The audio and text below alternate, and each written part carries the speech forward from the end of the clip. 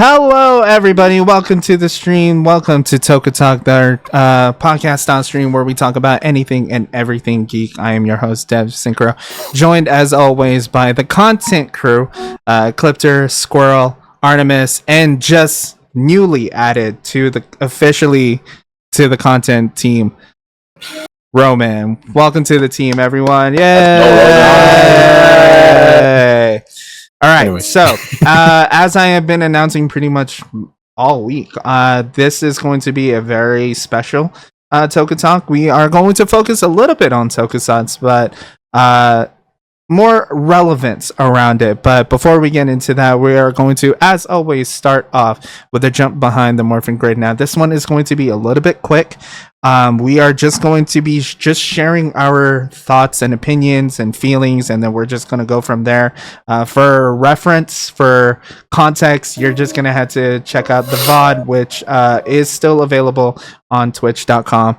Audio is good. It will eventually be available on YouTube. Don't worry. Yeah, I've been downloading all of them, so like we're ready to go. Like when it's time, we may just like lay it all down on YouTube. Ready for you guys to watch from start to finish. You can binge watch it if you want to. Warning, it's like 4 hours each. So I know Artemis is probably just gonna put it on a loop. So we're just gonna go one by one and start with like some opening statements on how we feel, and then elaborate on it if need be. So let's start with Squirrel. Squirrel, how did you feel about last night's stream session of Metallic Swarm? It was definitely a doozy. I mean, a lot of unprecedented and unplanned things happened. Yeah. Especially with You could say that again. I know for a clip there was being how now I'm playing two people at the same time. Absolutely. I'll be rectifying that soon enough. Don't worry. We're locking our connection to the morphing grid. I don't think so. But just the whole bear. I don't know what happened. Should I call her? No. Go ahead. Continue. Keep doing it. Just the whole barrack scene when we first got there, you know, everything seemed all fine and dandy, and then the moment I go see if there's like an empty barrack tent to put these passed out guards that I managed to, you know, pressure point into falling asleep, I just randomly get shot with a sniper. And then me thinking Jackson is about to kill a man. Nah. Not yet, anyway. She just texted me saying, I don't know what just happened. Tell her to come in and I'll move her. Soft. So this is your first session actually playing two characters. Indeed. And you made full effect on that new feature, that new aspect. So how was that playing two characters? Well, you mainly played Dean. Yeah, I mainly played Dean, and then Dean died. Well, I don't know. In the last session, no, in the last session, you mainly played Dean. Yeah, but it's definitely a lot. Not a lot in the sense like I can't handle it. It's a lot in the sense of a lot of personality switching I have to do. Which I think I've been executing fairly well. Yeah. All things considered. I'll say the only thing I might do is I might talk to you about how we do that, because I might be changing out how we do different like saves and stuff like that. So yeah, there we go.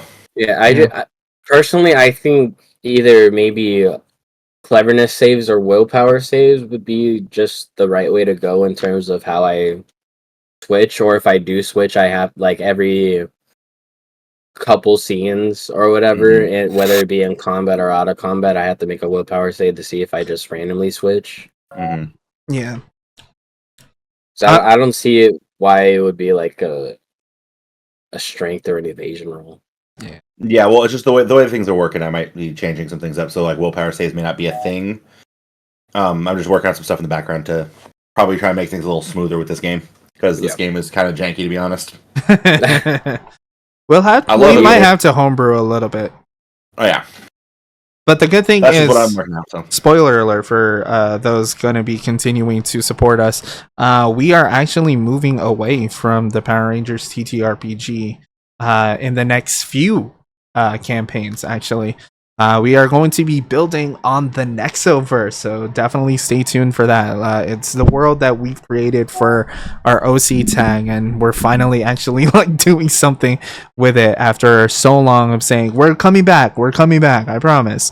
So yeah, we're actually going to be doing something with it this time. Roman, your thoughts and feelings about last I am so glad. I'm so glad that I got to have a little bit of fun with Max role playing as Joshua and Turn Max. off your background. Oh, my bad. Yeah, just from the little party at Billy's house to even the self-discovery of the secret bunker. It was a ride in itself. I had to. I was like, dude, this is a nerd's wet dream. It's a Why do you think it was there?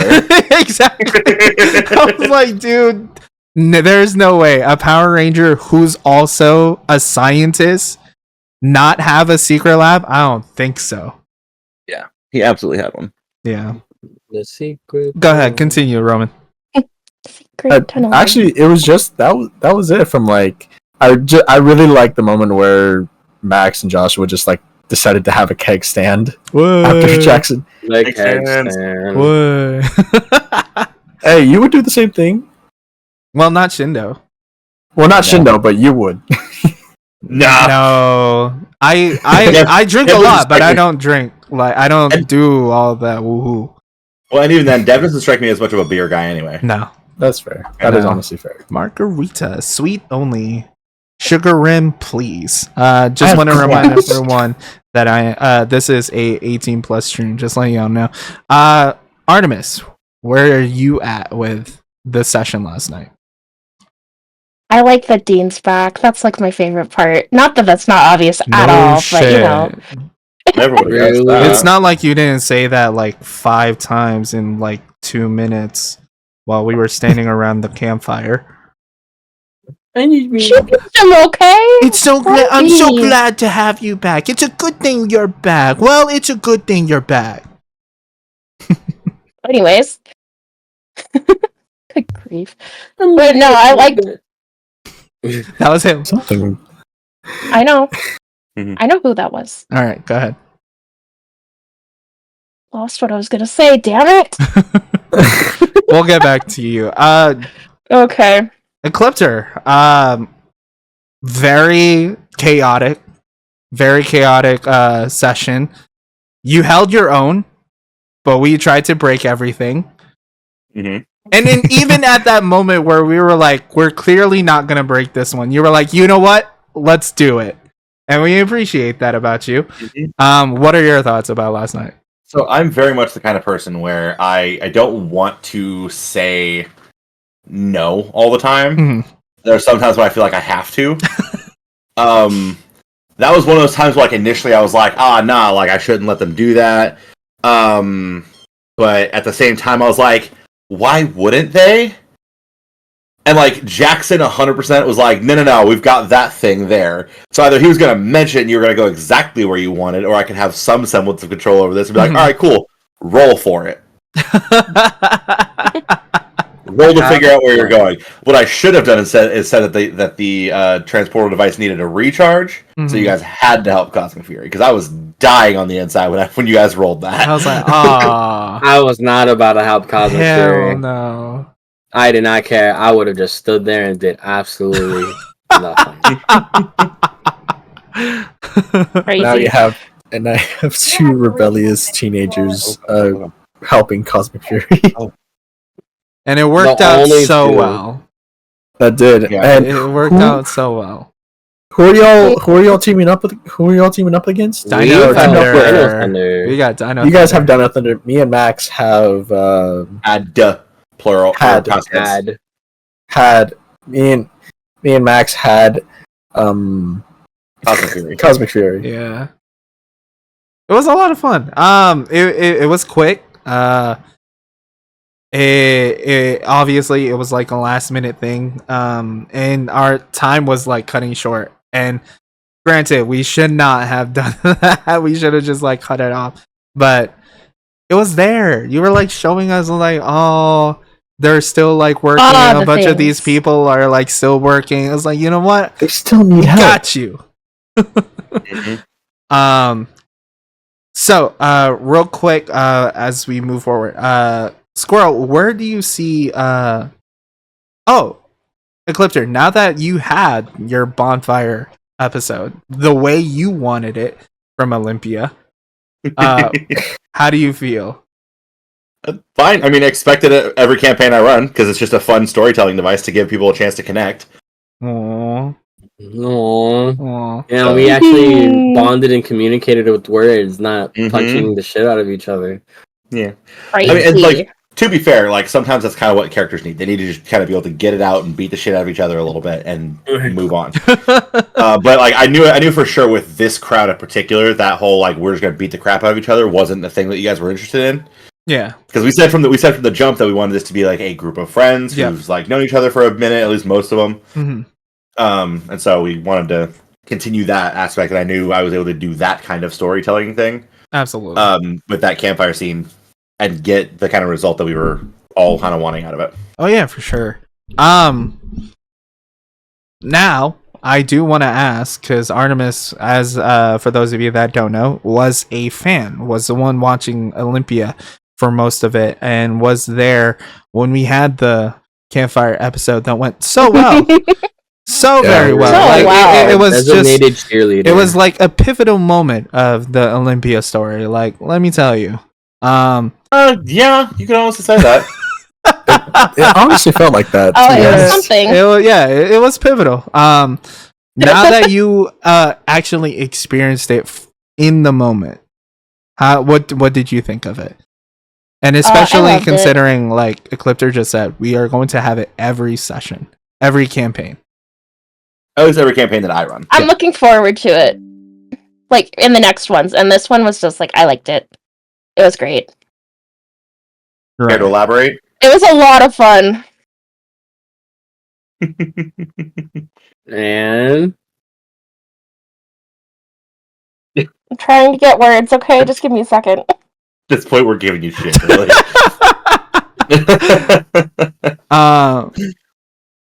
And now Roman and Squirrel, you and I, you all the three of us, participated in the original campfire that went so well. What do you think was the difference in this one? It couldn't just be because, like, oh, we agree, we are a friend group. I want to say it's a bit less like tense as it was before. Like, it was like the mission. It was like a little thing before the mission, but it felt so honestly so relieving. And it generally did feel like that, like gathering around with your friends type moment where you're just sharing drinks. And also that moment where Dinshiro and and Shindo just kind of like pressured me into texting Layla. You weren't gonna do it. Yeah, Something had to help you. that generally felt like the first text he sends is, "Hey, you up?" Yeah, with the booty call text. Josh. Crazy. He doesn't know how to talk. What do you Crazy. If you went, okay, fine, I'll fix it, and go, hey, what are you doing? I would have just. Dean would have broke hey, the phone. where you at? Where you at? You up? Question mark. Eyeball emoji. just like an abbreviation. Hey, WR. You at? Where you at? Do you actually, Eclipse? Do you actually have something planned for Layla when I sent that text? The second you reminded me of Layla, I had something planned. Ah, yeah. Squirrel. And then where- immediately Until sweet, next and then immediately like swiped by Dean Shiro and something for both Roman and Ecliptor. Roman, about your car. Yes. What Oh my happens God. if, let's say, Ecliptor decided to say, you know what? Someone's gonna fix your car and you can't do jack shit about it. If it's for story, Then we can't shit on his car. if it's for story reasons, I will completely understand. But he can't just like, bam. Now, So, like, behind one- the scenes, I message Ecliptor, like, Dean's just gonna fix his car. So, for one, I'm probably going to say no because it's a fun character thing for Joshua. Right. Two, I've already have my own established thing of how this is going to play out. Mhm. This thing is going to be a rickety, broken down pile of junk the entire season, and then in the finale, Jackson's just going to pull up With a new. with a brand like brand new, fresh off the lot, modern day Camaro, and be like, "Here, drive this until you can fix that one." Oh my god. I love it. I generally want a moment where I can just fully on say, like, I rebuilt, like, I fully on fixed it. I want to have a moment like that. Like, I fully on fixed I mean, it's either that or I wait until like 3 weeks before the end of the season, and then Josh's car gets stolen. Right. A meteorite just immediately crashes into it. No. Like, your car gets stolen, and then in the finale, quotes. it gets pulled up, and Jackson tosses you your keys and says, "Here you go, I fixed it for you." I do want to ask though, if you specifically run out of story points, and you hit that nat 1, and your car busts, what are you gonna do? Shit, we got bikes. We do have the They're not for bikes, everyday but- use. Shit, we They're got not bikes. they're not for civilian use. Shit, we got bikes. He's just both gonna put it little- out there that he's I mean, a Power he's Ranger. just gonna be pedaling it. Yeah, It's a yeah. pedal bike. It's either So the pedal bike or the pedal actual bike. motorcycle. You can't use the motorcycle. They're not for civilian use. But we have them. What's the point of not? What's the point? So of not you're using gonna them? put it out there that you are a Power Ranger. You're just gonna Yeah, morph like, way to wherever just you give need it to up. go. Just gonna break the rule. One of the 3 rules of being a Power Ranger. Either that, or he's going to morph Toshiro every. did.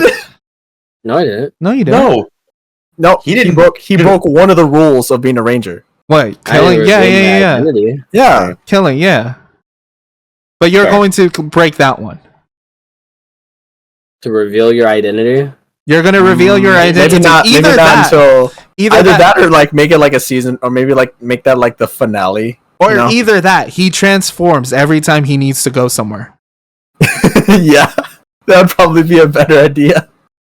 No. That means you'll have to find a way to unmorph without people seeing you.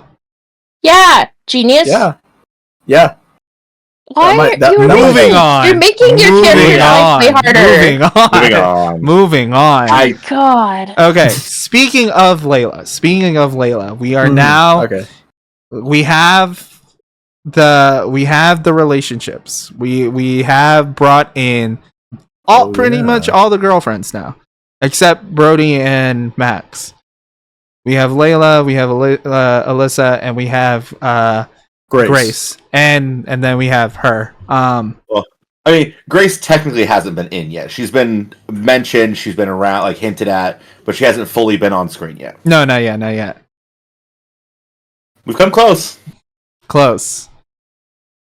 Good catch, though. Good catch. I was like, how long?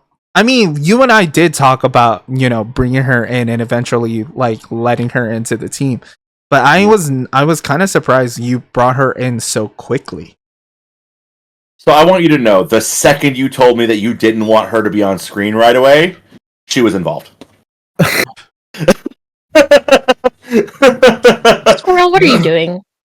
Yeah, the very second you were like, I don't know if I want her to be on screen right away, and I want to kind of hold it back on it, I was like, cool, awesome, she's helping Billy in the command center, and nobody's going to know about it for a while. Lovely. Lovely. I just had to find like an organic way to like start telling you guys about it, and this whole thing just stumbled into it. I was like, perfect. But yeah, it was just I was honestly just really surprised that it was this quick. And granted, it was a little bit of a shenanigans on Squirrel's side, playing with the fact that he's still part of the Morphing Grid. Hopefully, I know you are having lots of fun with the whole Dean Shiro situation. So hold on, I gotta get it out there, right? So the original plan for all this was for Dean to basically show up as a Deus Ex Machina if you need it. Right. Right? He was going to be a tool to use in my back pocket if you needed it. Right. Squirrel, however, wanted Dean back so fucking badly that he forced it in. Why he killed him off, we don't know. Because he asked for it. Yeah, he's the one who said, He "Yeah, go ahead and asked kill him for off." it. Yeah, I know, and I'm like, why he killed him off, we don't know, because he asked for it, and now he wants it back! Because he wanted to fuck with you, that's why. Yeah. But no, I have a plan. Uh-huh. I'm not going to tell anyone about this plan, but I have a plan. You do realize that could also mean killing off Dean. Oh no, I got a It's free not. pass today. You lied to me? Hold on, I'm not going to kill off Dean. That's what I was trying to say. Don't cut me off, please. No, so Dean's not going to be dying. He'll be fine. I got an idea. It's just basically going to be sitting Squirrel down with a choice at one point after things go the way I'm thinking they're going to go, and be like, all right, cool. Do you want to continue to play Toshiro, or do you want to continue to play Dean? Because you will not be able to play both. I see. Mm-hmm. And then somewhere I'll get screwed, but you know. So now we jump into our first ever mission, trying to save the augmented. We hit the camp. We find a way. Turns out that they're very much a monolith. That all of their camps are schemed up the same way. So I don't know if it came across. These camps aren't Avoxian. These are U.S. military camps. Yes, they're like pop-up camps. I know. So it's utilitarian, quick, easy. Yeah. Oh, that's why. Okay, I was gonna say because, like, man, the fact that they were the same scheme, the same plot, really? Come on. Okay, so where do we? The question is, do we still have more that we need to like take down? So there are a few more, yes, that'll need to be taken down. That's basically going to be systematically done in the background while we focus on more stuff for your characters. Because having you guys do the same mission over and over and over again ad nauseum is a thing that's not really something I really want to do. And I imagine you guys would get bored of it too. That's fair. Yeah. And mix that with there being like 20 plus Ranger teams still, tromping around on Earth, still doing their thing. Mm-hmm. We took out almost, if not half, of the camps in one night. Nice. So, we were able to do that. Granted, the other camps are going to have a little bit more security. Things are going to be a little bit tougher, but it's going to be a thing where there'll be like a quick time skip at some point during one of the next sessions. And I'm like, all right, cool. So you guys are just getting back from this latest mission to deal with the camp, so on and so forth. There is one major thing that I will focus on with you guys on freeing all this stuff up next week. Nice. Because as you guys discovered not too long ago, this goes all the way to the top. So, which I would like to remind everyone again, shit's gonna get sensitive. Things are going to get a little bit controversial, depending on how you see it. Might get deep. Yeah. We are going to make statements that you may not like, but these are statements that TokuNexo stands on. And I hope you're okay with that. If you are not ready to find out what those statements are, that is completely understandable. Like I said, I have friends who have been supporting me since day one, saying, hey, I'm going to see you guys in April. Good luck with whatever this arc is. You guys can do that as well. Okay? So just want to remind everyone that it's going to get, it might hit a little personal watching these next few sessions. Now, just quickly, we're going to Roman. What did you think of the first mission of this like whole operation to take down these camps and also try to save all of these augmented people and end this like separation amongst the normal and the augmented? Well, first off, from infiltrating that base, I genuinely wish I could have been more communicative and paid a lot more attention because I can feel Ecliptor. I can feel you and Ecliptor's eyes just staring at the back, staring through the computer screen, just like if you guys had lasers, it was just into me. Yeah, it's almost like I told you to. Yeah. I genuinely wish, like, if we're gonna do this, if we are doing this, we might as well have fun with it. I want to say, as chaotic as that is. Oh yeah, for sure. In which you know that one scene in I think it's G.I. Joe Retaliation where he like hangs up the flag as soon as they take over the base. Oh, you want to be creative? Yeah, I want to be creative around the base more. Sure, but to do that, you have to pay attention. That's true. So you know what's happening around you, and you don't get shot like Squirrel. And we also don't get alerted. Thing with that is that I was literally being so fucking careful. And you just missed about this one thing.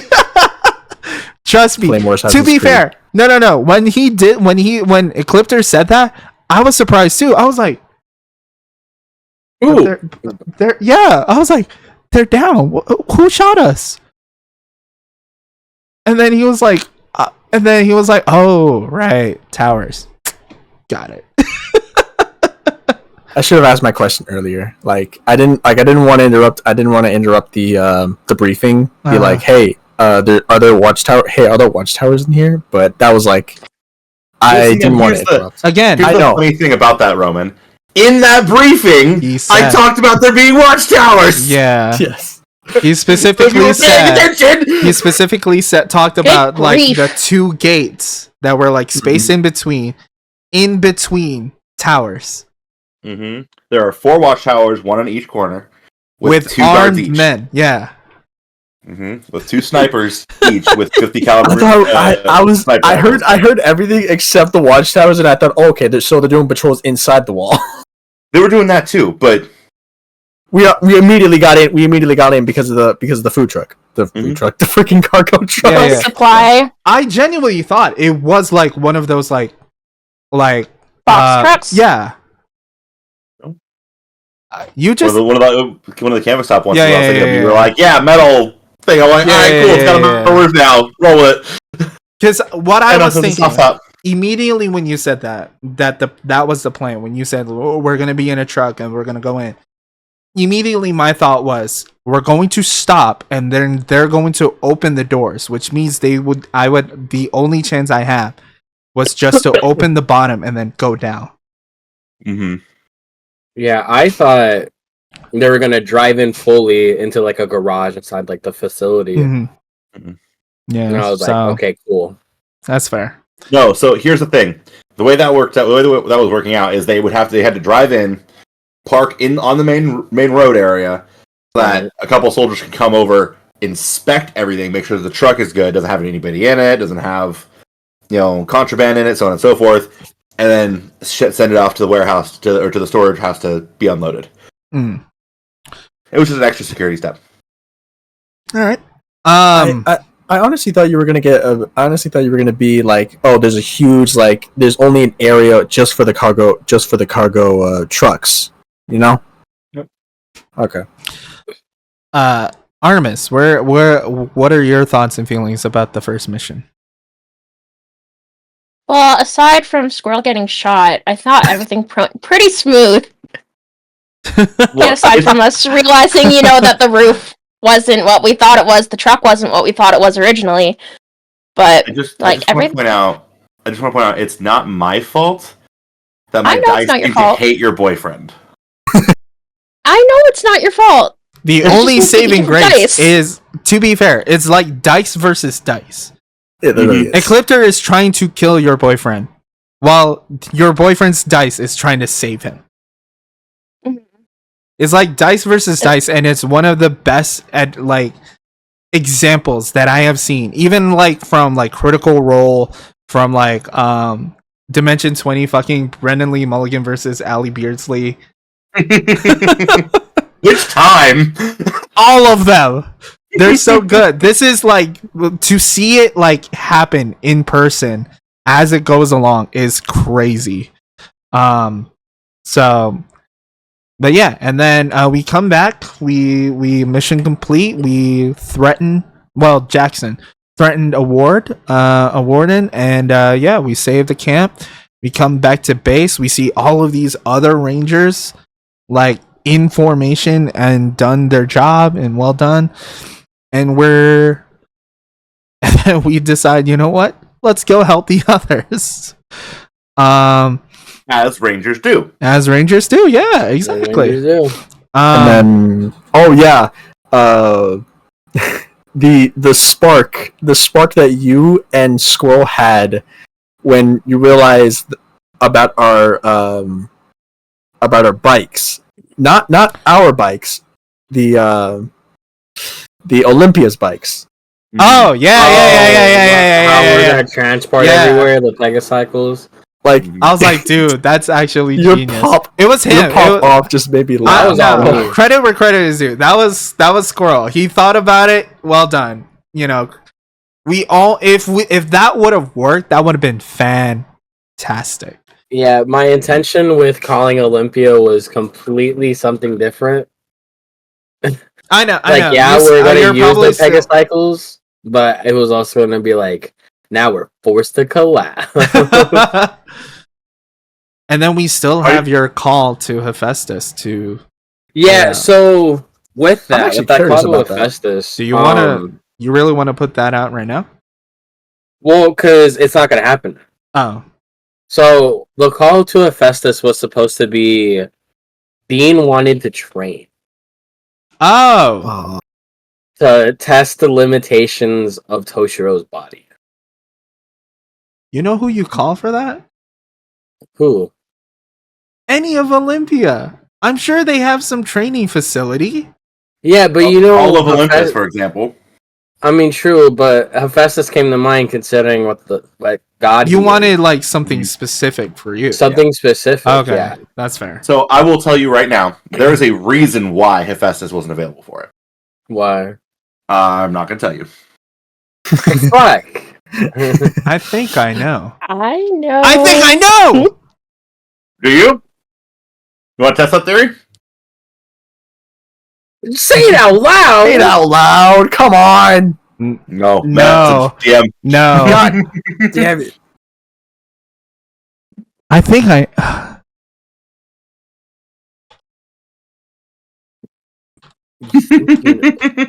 Who ended up taking the mantle for Hephaestus Orange after? No. Oh, fuck! I thought he was the one finishing the power up because he said there was one more piece and someone was coming in to help him. So that one more piece was the Miss Fairweather and Joel thing. They're coming. Oh, in, that's right. That's right. And why the fuck can't Hephaestus come? He's got working off the belly. They're setting. No. Because remember, you also have to remember though. You also have to remember. We still have one more. We still have a planned team up with Olympia. With Olympia coming soon. Mm-hmm. And as I just said, Hephaestus is working on a project for Billy. But yeah, that whole Pegacycle thing was Pegacycles. Thank definitely peak brainstorming from. Yeah. That was well done. Well done. But Well done. yeah, it was supposed to just be so Dean can train, being how he's been dead for so long and now Right. he's finally in a body again. Right. And all the stuff he was gonna say at that campfire scene was supposed to be a thing between him and Cassie. Mm-hmm. Because this one was like, I really want some alone time with Dean. And I was like, okay, I'll cue you, hoping that Hephaestus would finally hit me back up and be like, alright, I'm on my way. See, now here's the thing. Y'all don't have to do all of your role playing on stream. Y'all can do that off stream and DMs or whatever else. You can let role me know play what's happened. alone time in between sessions. Yeah. Mm-hmm. Yeah. You'd have to actually call me first. Because as much as I love the dynamic between those two characters, right? I love it. I'm here for it. But if I keep focusing on you two, I will never be able to give anyone else the spotlight, and that's not what I wanted to do as a DM. Because otherwise, Artemis over there would just be like, I want more time with Dean. I want more time with Dean. But she's so happy he's back. Mm-hmm. She's so happy. She's so glad that he's back.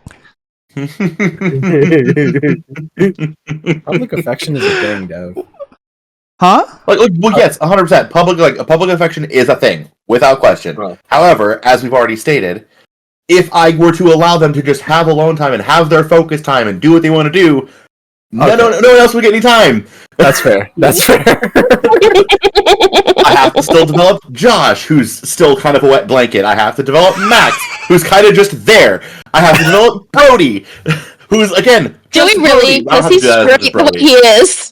I have to give Shindo some development. But specifically, Max. Because I feel like we are especially Max, because I feel like we're doing so much and Max is just like lagging behind. And like in all fairness, he's like that at every table I've ever been at. No, I understand. So I want to try and give him that time. But because I also feel bad. But yeah. So with that said, we're cutting a little bit close. Any last thoughts about last session? Any thoughts about next week's session? Choices are going to have to be made. Next week. All I'm going to say. I feel like that's Squirrel specifically. Worries me. No, that's all of you. Oh boy. I know things. You don't know this one. Stop being Damn glad. it. You're not supposed to know things. It ruins the fun. Yeah, well, he wanted information, so. Oh, information for information. Well done. Well done. Tis the matter of how the game is played. Yeah. So, any thoughts about next week? Oh man, I'm. It is a blank slate. Whatever happens is gonna go down, and it's gonna go down hard. Whatever happens is what happens. Honestly, I can't imagine what we do next. I can already tell you, I'm planning to develop Shindo a little bit more now that Grace is kind of involved in the background now. Mm-hmm. Depending on when Ecliptor wants to put her out there is when you will see like final form Shindo kind of thing. I have been waiting on you to I will let yeah. But I need you to roleplay a little bit more with me behind the scenes. Yeah. I also would like a focus, because I know Ecliptor wanted it too, like a focus episode between Joshua and Max. Oh, you'll get it. Yeah, we're already waiting for it. Ecliptor already said, yeah, we're waiting for it. Yeah, for sure. Okay. But yeah, to be fair, it might end up being the trio of Josh, Max, and Brody. It's gonna be fun. Yeah, but I think because the other three have already gotten some focus on some episodes. I want to give you guys a chance to get some focus too. I think there definitely needs to be a Dean and Toshiro thing. Yes. Oh, for sure. Because so far, the only thing they've ever done is look at each other and nod on some Sora and Roxas Kingdom Hearts shit. So hold on, who in Toshiro? Dean. Dean and Toshiro. Dean. Oh, Yeah. I'll see what that plays into things I have going on in the background. And don't worry what about it. That I would have to like script so hard. Yeah. I too would I also. can I help. got you. Don't worry about it. It's his character. He has to do it himself. No, I'm scripting. No, never mind. I would No. like 100% the conversation between Dean and Toshiro I want to play. Yeah. Just to see how well I can switch two between switch in between two people like instantaneously. Because the thing is, like, as much as appreciative your help would be, no one knows a character better than the person playing it. Mhm. So there are All going right. to like deep nuances. Oh, lastly, Artemis, what do you need from Cassie moving forward? What? What do you need from casting? moving I forward? told you that what's happening with Shindo. I told you what's going on.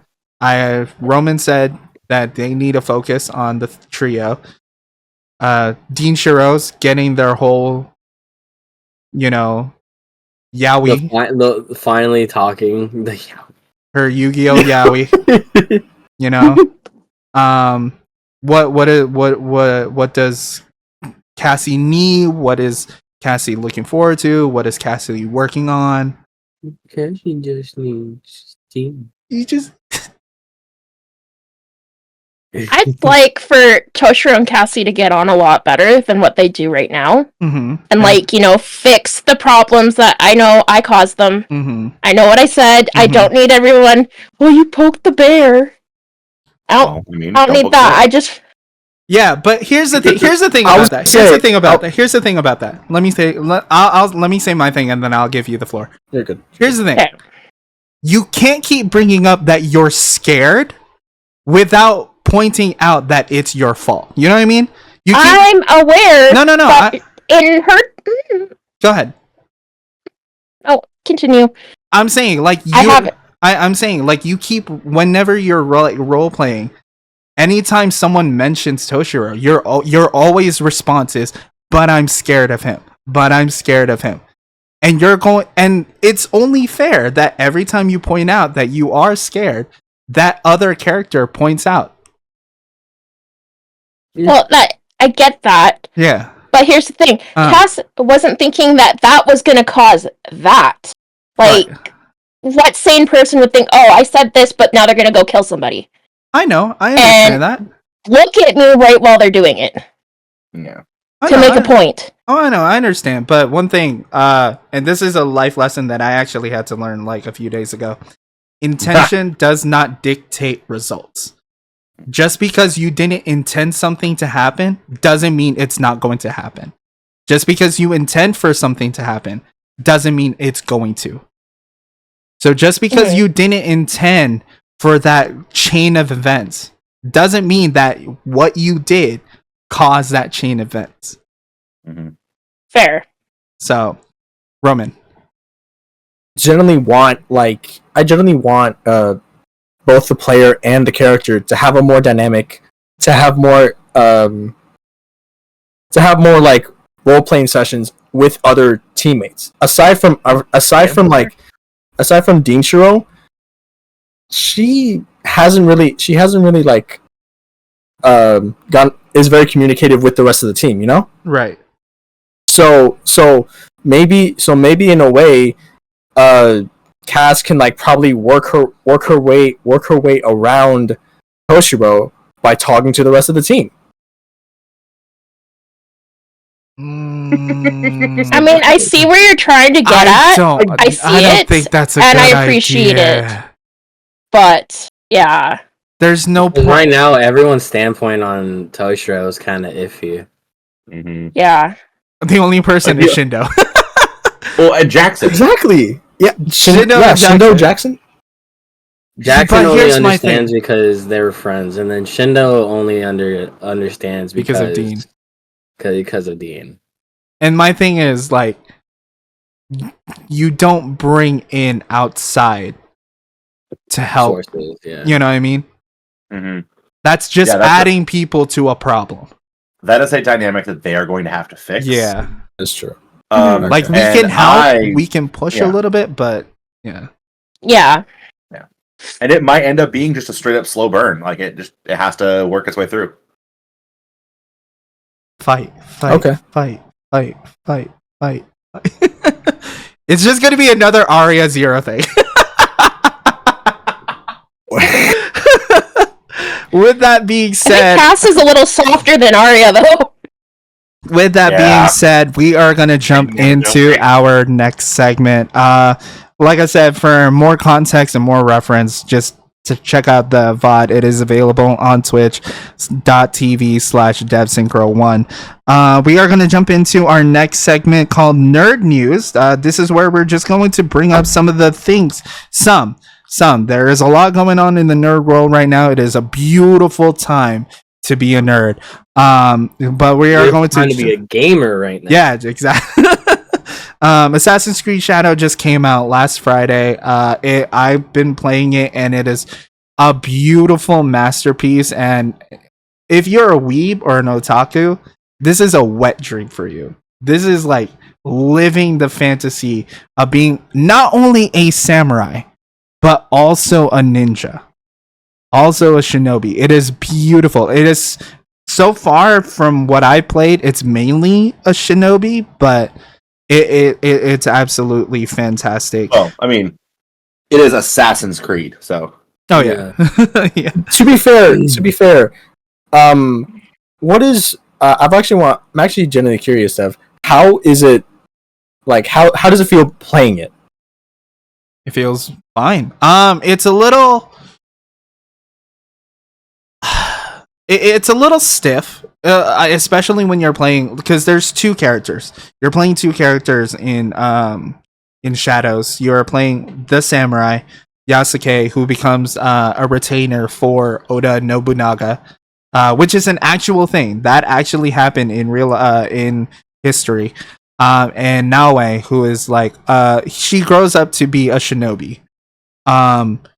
So it's still a little stiff. I'm gonna be honest, I'm not that far. She literally just got her like weapons and like a few of her abilities, but so far it's still like very like old school, like I would say like Assassin's Creed 2, maybe with like the mobility of Assassin's Creed 3. Oh, okay. So, because I generally feel like Mirage and Valhalla kind of like toned down the hype for Assassin's Creed, and so the fact that they're like bringing like the hype back with Shadows just makes me incredibly happy, and I really want to play it now. Valhalla was extremely popular. Yeah, it's extremely It was popular. good. It was good, but it wasn't an Assassin's Creed game though. It was. It was. It was. I'm saying that in a way in which it's like it's not really Assassin's Creed type, you know? I don't know how to describe it more than that. How so? Yeah, give some more examples. I don't know how to describe it more than it's just like it feels like a Viking game rather than Assassin's Creed. Well, yeah, It's an assassin Assassin's during the Creed Viking through time. Vikings. Yeah. That's the whole point of Valhalla, you know, fighting things like Fenrir and all If that. you're talking about like comparing it to like Other Assassin's Creed games, yes. to like no, you're comparing it to like Altair, because even Ezio was completely different to Altair. Every assassin has been different. It's gonna be completely different. The way they fight and like the culture around the character is going to be completely different for each Assassin's Creed. That's how it's supposed to be. Yeah, That's different- normal. different cultures, different things. Because like playing Assassin's Creed 3 feels vastly different than playing like Assassin's Creed Odyssey. Oh, absolutely. And if you're talking about like Vikings necessarily specifically like focusing more on brute strength than actual like shadows and like hiding and like stealth, fair. But you still have a little bit of that. You still have like a good chunk of it. I again bring up Assassin's Creed Odyssey, in which the main Cassandra is a fucking Spartan. Bro. Strong woman. Mommy. Beautiful. Anyway. But yeah, Assassin's Creed. You did answer my question though Oh. on the whole hiding, on the whole like into the shadows type gameplay. You know? Yeah. That's what I was trying to go for. And I understand that. Your thing was that Valhalla didn't feel as much like a stealth game. yeah, It was more fighty, brawl. as well as Odyssey. Oh, that's fair. I feel like Odyssey was more like intellectual.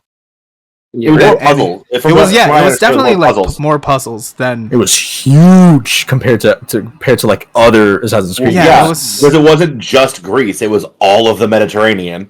Yeah, from what I understand. Yeah, correct. And people are still figuring stuff out from that game. But yeah. Another news, Twisted Wonderland Isekai. They're turning the Twisted Wonderland video game into an isekai, where a gentleman joins the academy of these descendants of your favorite villains. They're not descendants. They're just like anime versions of them, but they're apparently like completely separate because those Disney villains that we know and love are in there. They are like the heads, the houses of the academy, and it focuses around our character who has no magic, who in a world full of magic, and he has to just like kind of deal with it as he traverses this new world that he's not familiar with, and this new school that he is outcasted in. So, Twisted Wonderland the animation premieres in October 2025, as you can see at the bottom right there.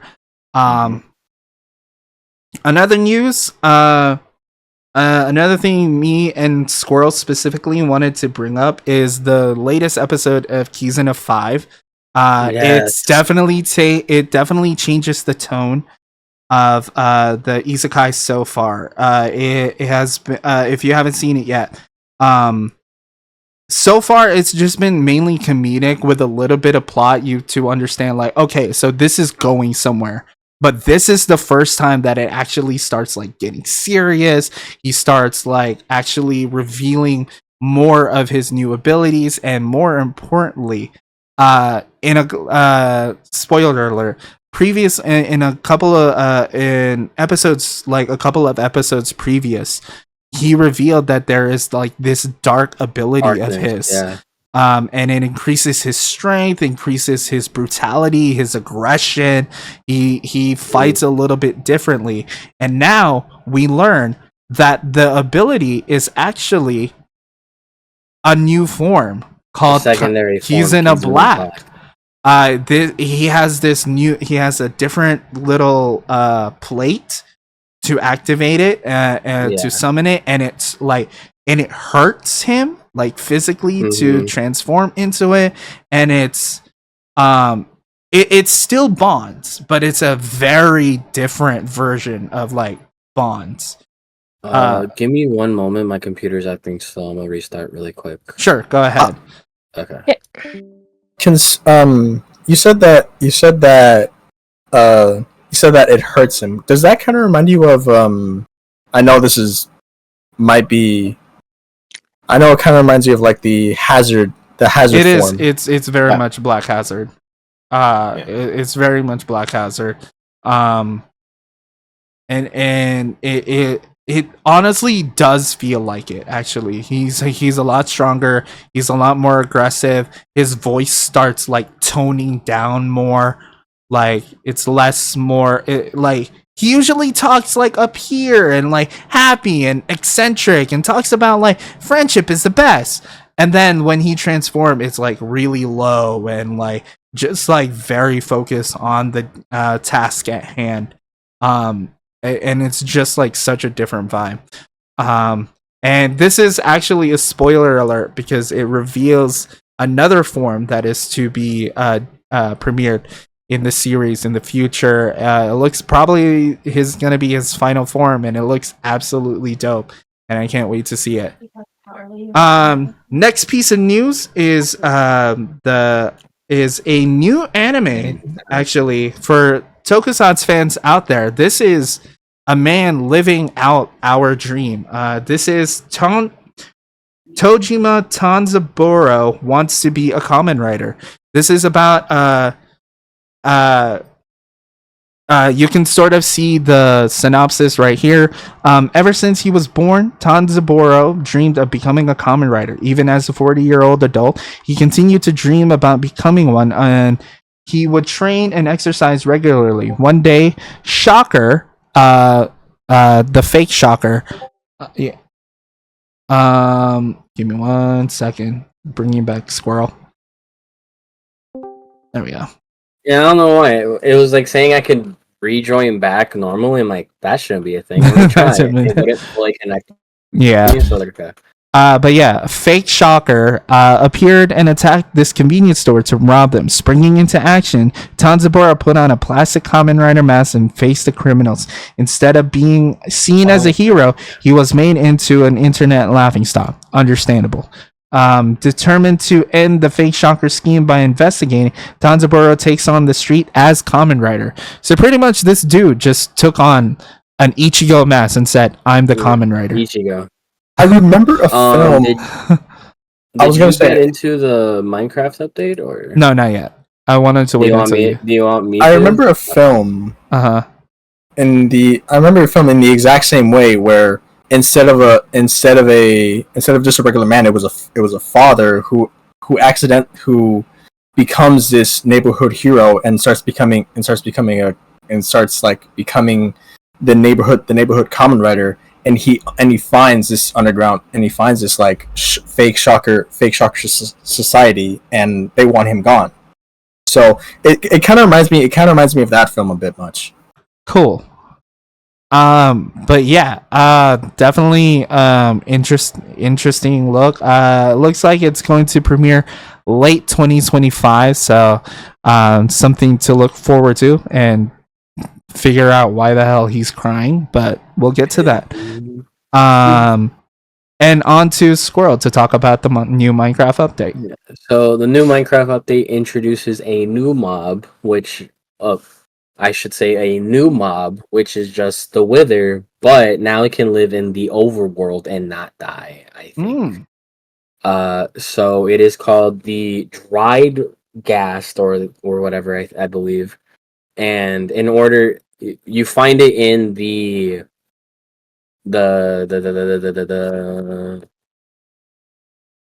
Soul Sand Valleys, where you would usually find the like this little skeletal kind of like monument type of thing, and inside of it is the Dried Ghast, which is confirmed that those skeletal remains are of the Ghast. So interesting. And then you can bring it to the overworld, and if you submerge it in water, it'll revitalize it. And then in order for it to grow up, you feed it snowballs. And instead of the gas being looking sad and it's crying, it's happy. It's like literally smiling. And you can fly on it. You can fly up to like 4 people on one ghast. And it brings a theory that the ghast is not supposed to be another mob. Because the ghast itself, like I said, looks sad. It looks like it's crying, and the noises it makes, it sounds like screams, like it's sobbing and like crying. Right. So the theory is that it's dying in the Nether. And That tracks. the ghast is not supposed to be another mob. It's supposed to live in the overworld. Because you can't submerge it in water in the Nether, because the moment you put water in the Nether, it dries out immediately. It evaporates. And then you have to feed it something cold for it to grow up. So interesting. But yeah, the dried ghast coming to Minecraft relatively soon. I think the update's out. I'm not sure. Interesting.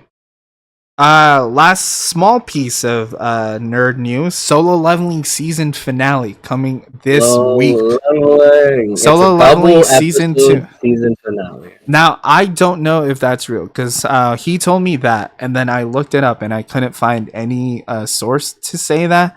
He's probably looking at it right now, but for sure, episode 13 will be coming should be this week, and closing the new season of uh Solo Leveling. And if you have been paying attention, if you've been keeping up with it, brother,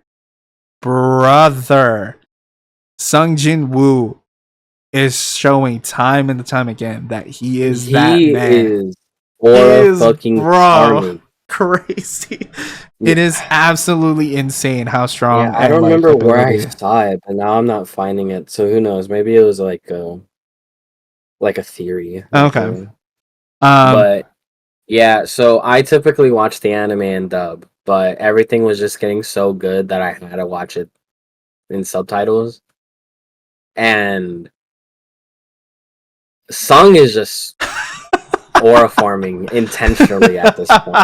The dude leveled up mid-fight. That man was getting his ass whooped by the black ant, and he was all like he was about to get stabbed in his eye, and he went, "Hold up, mutilation leveled up, max." Okay. Yeah, in the same episode, he gained a new ability called mutilation, and then he leveled it up to the max. It's so crazy, the progress he's making.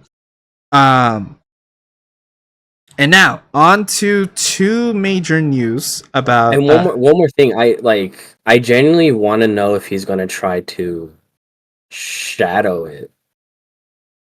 Spoiler alert.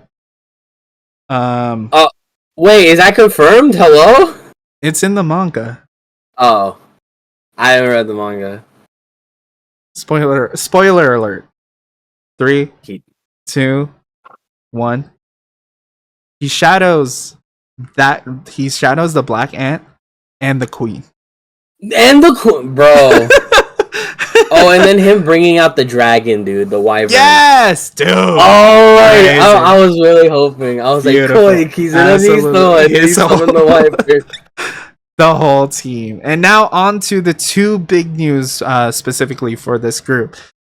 Disney Plus announced that there is going to be a live action Power Ranger series created by the same people that directed and created by the same people that did Percy Jackson, the Disney Plus Percy Jackson. And honestly, yeah, if it's the team that did Percy Jackson, absolutely. Yeah. That shit was great. It was fantastic. It was such a good movie. I don't know if you guys have seen when it came to Percy Jackson or not, but I watched season movie. So no, we're talking about the show on Disney Plus. The show is way better. Way better. So the second season for Sea of Monsters comes out in, I believe it was December of this year, and they've already been greenlit and started production on season 3. Sick, excellent. So we are getting. So a little bit of news, so a small extra news there, but the big news is Disney Plus is making a new live action Power Ranger season. Now, that doesn't mean Disney owns Power Rangers. They are just producing this one. They're producing it. Kind of just, I think Hasbro got desperate and wanted to keep the hype of Power Rangers alive and wanted just like someone to make it. And so they were like, you know what? Disney Plus is really popular. So even then, this is a reboot of Power Rangers. Yes. Yeah, this is a complete and entire reboot. Whether they continue with the Mighty Morphin style and like use those same suits and that same general kind of story is up in the air. We don't know. All we know is that it is a reboot of the franchise. Because there's also like a semi reboot in the comics with Power Rangers Prime. Mm-hmm. So the fact that this came out like a little bit over a year later can't be too much of a coincidence. So we'll find out. And last but not least, leaked information about Pokemon ZA. This now the source is Central Leaks. These are the guys that made the leaks for like most of Scarlet and Violet. They were the source that I found when they said that there was like a Kamen Rider inspired Pokemon, which I thought was Armorog and Ceruledge, and I was about to be really fucking happy because they look cool as shit. And then they were like Locust, and I was like, all right, that's fair. Whoa, there is a lot. Yeah. 27. So megas. 27 megas New confirmed. New megas. In alphabetical order, it goes Barbarical, which is very surprising to me. Here, real quick, because I also have this picture that includes 20 of the Pokemon that does have it, that are confirmed to have it. The Clefable, Victory Bell, Starmie, Dragonite, obviously Meganium, Feraligatr, and Emboar, Frostlass, Excadrill, I forgot Scrafty, Venipede, Chandelure, and then the Kalos starters. So Chestnut, Greninja, and Delphox. Yeah. Pyroar, Drampa, Zygarde. It's showing 10%, 50%, but I wouldn't be surprised if it was 100%. Phalanx and Zeraora. All of those that were listed, yeah. So Barbarical, Chandelure, Chestnut, Clefable, Delphox, Dragalge. Ooh, interesting. Dragonite. We also have Skarmory. Skarmory and Harucha. Yeah. Excadrill, Phalanx, Feraligatr, Floette. Ooh. Oh, that makes sense. That makes sense. Floette, not Floette. Which honestly, it might be the other form of Floette, making that a Mega Evolution. Yeah, AZ's Frostlass.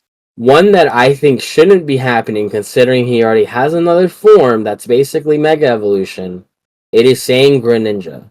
Yeah, that's one of the Kalos. Battle Bonds. I think the only reason why he's still getting one is because Battle Bonds. There's no game that allows it. Yeah. Meganium, Pyroar, Scolipede, Scrafty, Skarmory, Starmie, Victory Bell, Zeraora, and Zygarde. Yeah. Those are so far the leaked possible Mega Evolutions we're getting. Is that 27? 27. 27? So that's probably the list. Yeah, 27 new Mega Evolutions will be introduced in Pokemon Legends ZA. So that's probably the list. Yeah. That's and unless Central Leaks gets like another data mine that says there's more, just expect the 27. Don't expect anything more. And 27 is a lot anyway, so I think it's the most that's ever been added into a single game. To a single game. So definitely the game's gonna be huge. A lot of news. And so yeah. Well, they have a lot more room for that kind of stuff because we're only running around what's the name of that city? Lumiose City. Lumiose. Yeah. Sure. We're actually gonna take a break in just a bit. Last but not least, I was supposed to announce this like weeks ago, but I keep forgetting to do so. Demon Slayer, Infinity Castle, the first movie, has an official release date. I'm sure everyone already knows about it. September 12th is going to be the first movie, and I believe it's going to feature kind of the start of every battle. If it goes by the manga, it's going to feature like the start of every battle. So Shinobu and Kano versus the second moon, and then Mist Stone and Win against the first moon. Tanjiro and my boy Giyu against Akaza, and then finally our boy Zenitsu awakens his new abilities against a former fellow student. definitely have to stay to. Definitely looking forward to that. But yes, September 12th, Demon Slayer Infinity Castle movie 1 will release. So with that said, nerd news has come to an end. Obviously, there are more news going on, but that is the ones that are kind of important to us specifically. But with that said, we are going to take this is going to be our long break. This is going to be the 10-minute break, and we are going to come back to our Stardust feature with our friend Jezzer. We will be right back. I'm gonna go get more pizza.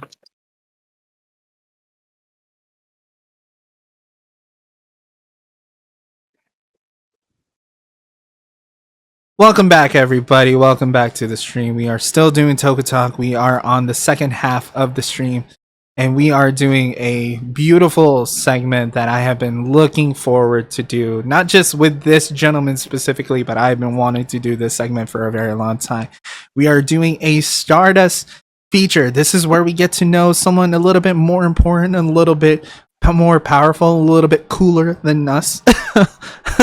Way cooler than And us. today, that more powerful, more awesome, more cool person is our friend Jezzer. Yeah. Yeah. So, What's up? all right. So, Jezzer, for those watching that may not know who you are, why don't you tell us a little bit about yourself? I am Jezzer, or on my social media, Jezzer Zeus. I've been doing Toku Ranger content for a while, since 2016 or so. I dabble a little bit in cosplay.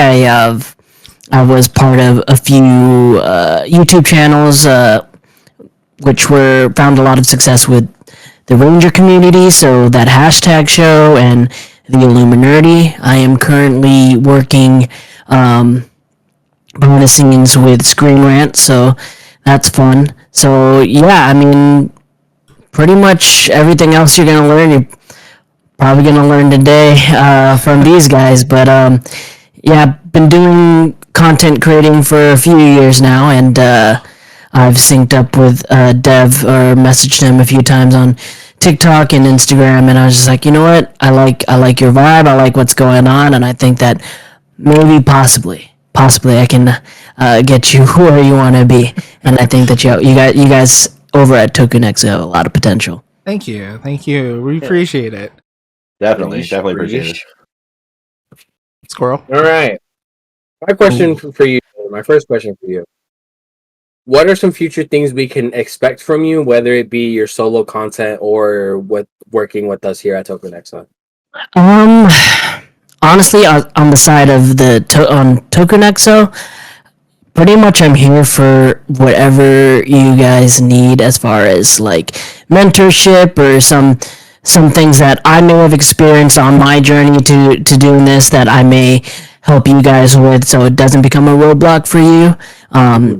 So in any capacity whatsoever, if I have the time, I'm definitely there for it. As far as for me personally, I'm still trying to get back into a lot of this social media stuff and content creating. It's been a while. I've taken a little bit of a break, but my goal is to just kind of like find myself again, and then if I want to do anything with that, maybe I'll continue it. Maybe if it's like streaming games or more social media stuff, I don't know. But I know apart from my day job, the work that I do with Screen Rant, while I'm not on camera, I still do a lot of that. So like, if you follow my pages, you'll see that I have gone to a few award shows and red carpets. That's still what I'm going to do for now.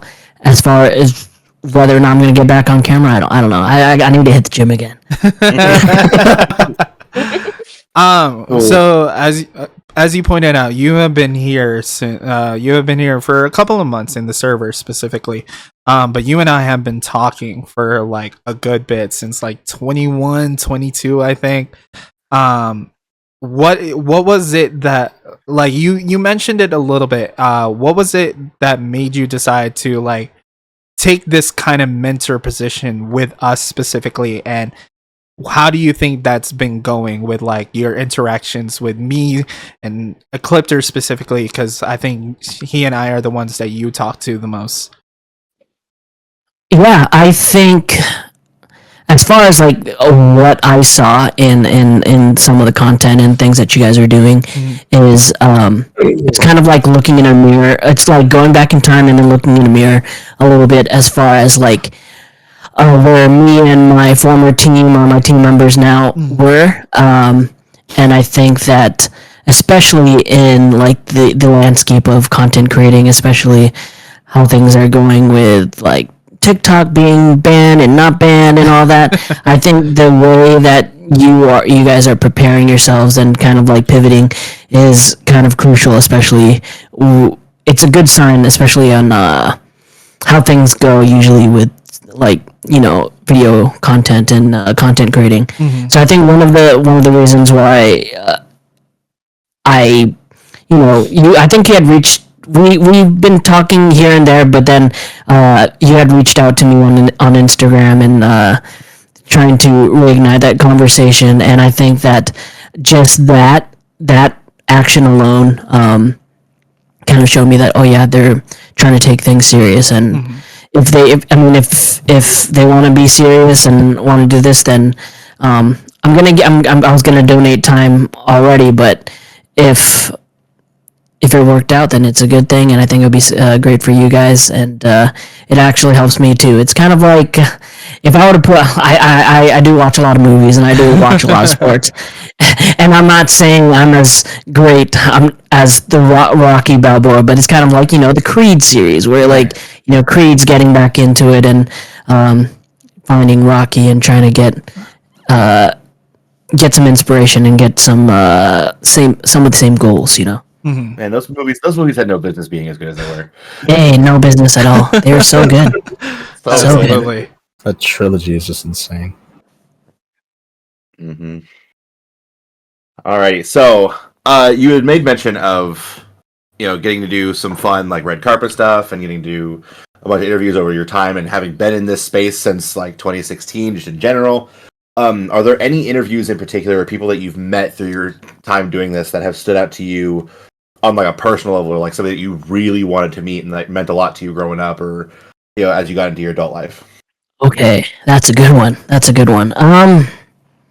Yeah, you know, I've interviewed a lot of famous people today, or people that are kind of relevant today, and yeah, it's nice and all, like Kevin Hart, Jason Momoa, Margot Robbie, all those types of people. But I think for me, one of the most impactful conversations I've had with quote unquote celebrity would be with director and producer Kevin Smith. I don't know if you guys know who Kevin Smith is. He's Absolutely. He done a lot of the Jay and Silent Bob movies. His first kind of like breakout thing that he did was Clerks, where he kind of just did it on his own. He was kind of just finding his way into the industry by creating movies and kind of taking what he enjoyed and trying to recreate that outside of like the normal avenue that most people take to get into Hollywood. Yeah. So I had an opportunity to speak with him a few years ago when he was doing Jay and Silent Bob reboot, and ironically, that movie, and this is gonna kind of like be kind of cool for you guys, is that movie was produced and worked on by Saban Studios. Nice. Which is Nice. it's he was the first one to kind of like create Power Rangers and stuff. So one of the coolest things that I got to do is he initially was going to do the interviews at his home, but I guess he had other meetings, so we ended up doing the interview at Saban Studios, the actual like office that Saban works out of. I saw a bunch of cool Power Ranger stuff and his office, but he wasn't there. But yeah, one of the reasons why that interview was so special to me is, first off, none of it was on camera. I was supposed to be a 30-minute interview with him to kind of promote his film, but what had happened is we did the 30 minutes talking about the film, and then when the time came, it was about 5 o'clock, so rush hour. So he was just like, you know what, like I'm not gonna be waiting in traffic, just to get home. And for all this, he's like, you got any more questions? And I only prepped for, and this is like in the early stages of me doing this like professionally. I only prepped for that 30-minute window, so it was like a good maybe 20 questions. So I've blown through those kind of quickly. So I was just like, whoa, well, what do we do now? One of the things that you will learn when you're talking with Kevin Smith is you don't have to have questions prepared, because he is just so open and he is so willing to just kind of like give as much of himself into anything, even a simple interview with some nobody, And so we started talking about fatherhood and how first off, it was a big theme in this last movie. If you haven't seen the movie, one of the things that storylines in the movie is that Jay ends up finding out that he has a daughter who's played by Kevin Smith's daughter. And one of the most impactful scenes from it is when Ben Affleck is talking about fatherhood, and he has this monologue that you could immediately tell it was written by Kevin Smith, and it's Kevin Smith's words being spoken through Ben Affleck. And he says, you know what, through life, as a Hollywood star, or as a person through life, you're always trying to set the stage for trying to be on stage and kind of like have that last as long as you possibly can. Relevance, or just being able to do as much as you can and trying to be impactful. But as soon as you become a father or a parent, you realize it's not about you anymore. It's about setting the stage for your child. And it was just when he was talking about it, you could see how much of his heart was going into it, and he wasn't afraid. He wasn't afraid to talk about it. He wasn't afraid to like break down. He literally cried because he was talking. He was saying that he wrote this movie around the time that he was recovering from his Widowmaker heart attack. He had a heart attack a few years ago, and they call it a Widowmaker because 90% of people never come back for it. So he was talking about that, and he was talking about like looking back at his life and seeing, how much of an impact have I made? Where am I? Like, how's my relationship with my kid? Am I doing the right thing? I've been given the second chance, and I want to make the best of it, not for myself, but for my child. For his daughter, Harley. And he was just crying and just breaking down, and so I can be pretty empathetic, and like just being there when he's talking to me and crying, I started tearing up too. So it's probably the most hasn't happened ever again since then. And I've told this many times after I've interviewed him later on, and he's just like, you know what, that's just me, and I apologize if I made you cry. It doesn't take much to make him cry, but it was probably one of my most, as many celebrities I've spoke to or interviewed, that was the most impactful, and I think that's probably my favorite. Nice. Squirrel, did you have something? Yeah, to interject into it, just in general, who's the worst person you've interacted with so far? What Ranger? Whether they be a Ranger or whether We're going deep. We're going deep. person. Okay, there was a movie that it was my first in-person like junket that I did. It was for a movie called What Men Want. I think it was with Taraji P Henson. Yes. Yeah, and Morgan, Tracy Morgan was in it, and it was my first interview. Like, if you could just imagine, like my nerves are just going crazy, and I was like, "Oh, Tracy Morgan, SNL, like alumni superstar." Yeah. I came in with, we only get 3 minutes. I came in with 3 or 4 questions. First question I asked, it was something like, just based on the movie, she could, Taraji P Henson can read minds. What would you, if you had that power, what would you, how would you use it? And then he straight up just goes, "No, we're not answering that question." And then he denied another question, and then he stopped. He's like, "Stop." Made an interview, and then he asked his assistant for a freaking like a little like juice box or something. I don't know what was going on. So that was probably my worst. Like, it's one thing to kind of like not like the questions that a person's asking, but to outright kind of like do that to a person brush on them camera. off, yeah. It wasn't fun. So yeah, I hide that interview from my real like plenty times. It wasn't my favorite. Crazy. Yeah. Speaking of interviews, how from becoming a good interviewer to starting out to become an interviewer, what are like the first things that goes through your mind whenever you start an interview? Ooh, I don't know. I probably mentioned this before, but going forward from where I started to how I am now, one of the first things that I always try to do is to break down walls. I don't know if you guys know this, but especially for like junkets or like press tour circuits, a lot of cast members and stars of movies, they have to do this. It's their contract. It's in their contract that they have to promote the film.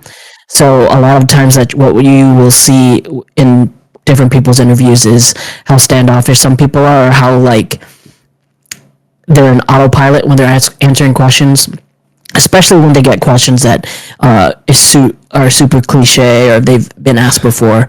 So one of the things that I try to do when I'm writing questions or if I'm trying to interview someone is try to find a way to disarm the person. That way I get the most authentic and heartfelt answers out of it. So even if the questions aren't super in depth or smart or anything, like just finding a way to connect with that person on a personal level, and that for me, I feel like I get the best product out of it.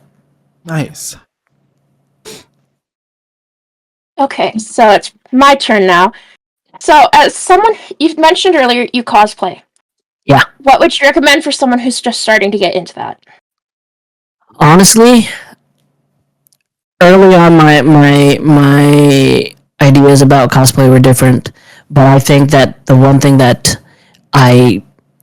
I'd give to people who are cosplaying is to love what you do and love the cosplay for what it is. So going into it with any intentions of like, oh, getting more clicks or doing all that, I feel like that's not worth it anymore. I feel like the most fun and best times that I had during cosplay is the moments I got to share with friends creating cosplays, or the moment I got to share with friends being at conventions and doing all these types of things. So like I think going into it for yourself and for your own enjoyment is probably my tip for new cosplayers.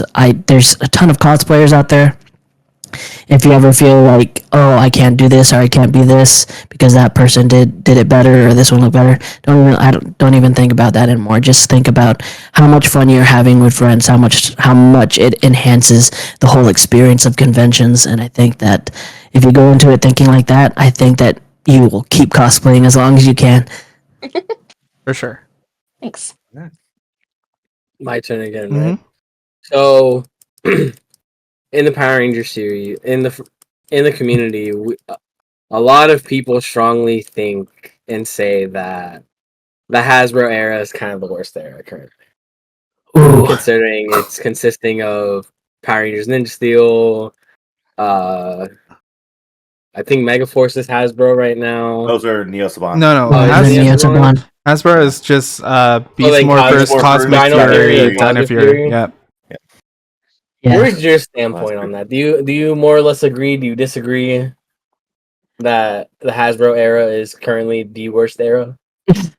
I don't think so. I think that while the Hasbro era was still on par with the type of content that Power Rangers was putting out like for the last 20 years, I do think that there was definitely, especially under the reigns of Simon Bennett, that there was definitely signs that they were trying to appeal to the older audience, but they still had to abide by the contracts that they had with Nickelodeon.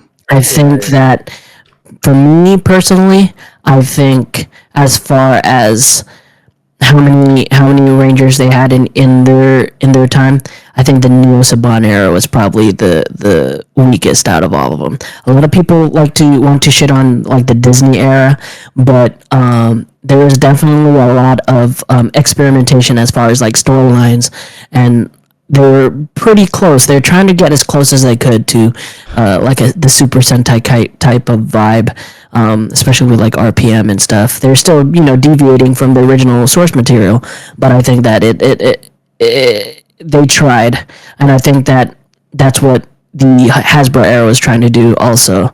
I mean, we were never going to get to the success that we had with the first Saban era. I mean, they ran for a good amount of years. I think almost 20 years. No, 10 years at that point. But yeah, I would say the Hasbro era was, we tried our best. We just didn't have enough time, and the cards were stacked against us. Okay. That's fair.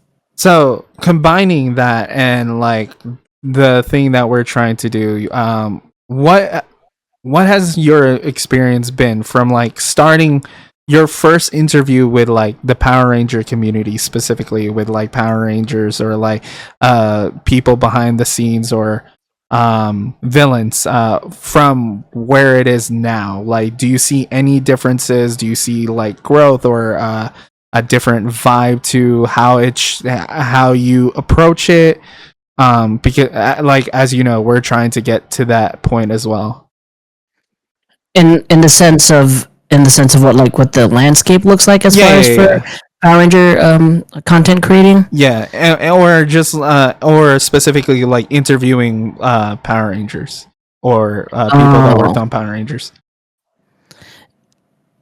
To be perfectly honest,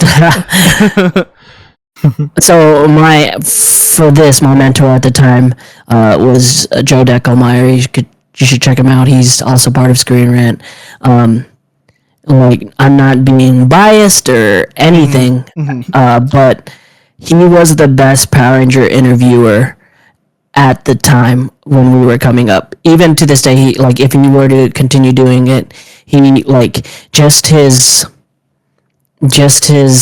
banter with the Rangers, the way that he creates this partnership type of situation when it comes to doing interviews, just by the questions he asks, the relationships that he has built with the Rangers going forward, and I still say, even during this time, he was the best. He was not the most like publicized. I think at the time, like, a lot of people were really into black nerd comedy and all those types of people. And then PR Toys, who I have a lot to say about those guys also. Wow, that'll sure. Okay. Yeah. Not yet. Not yet.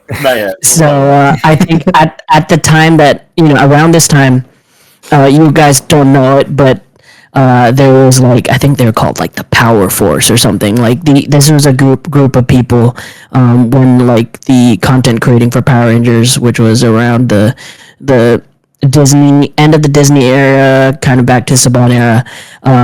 Saban would be very picky on who they reach out to. They kept reaching out to this group of content creators and kind of like hand feeding them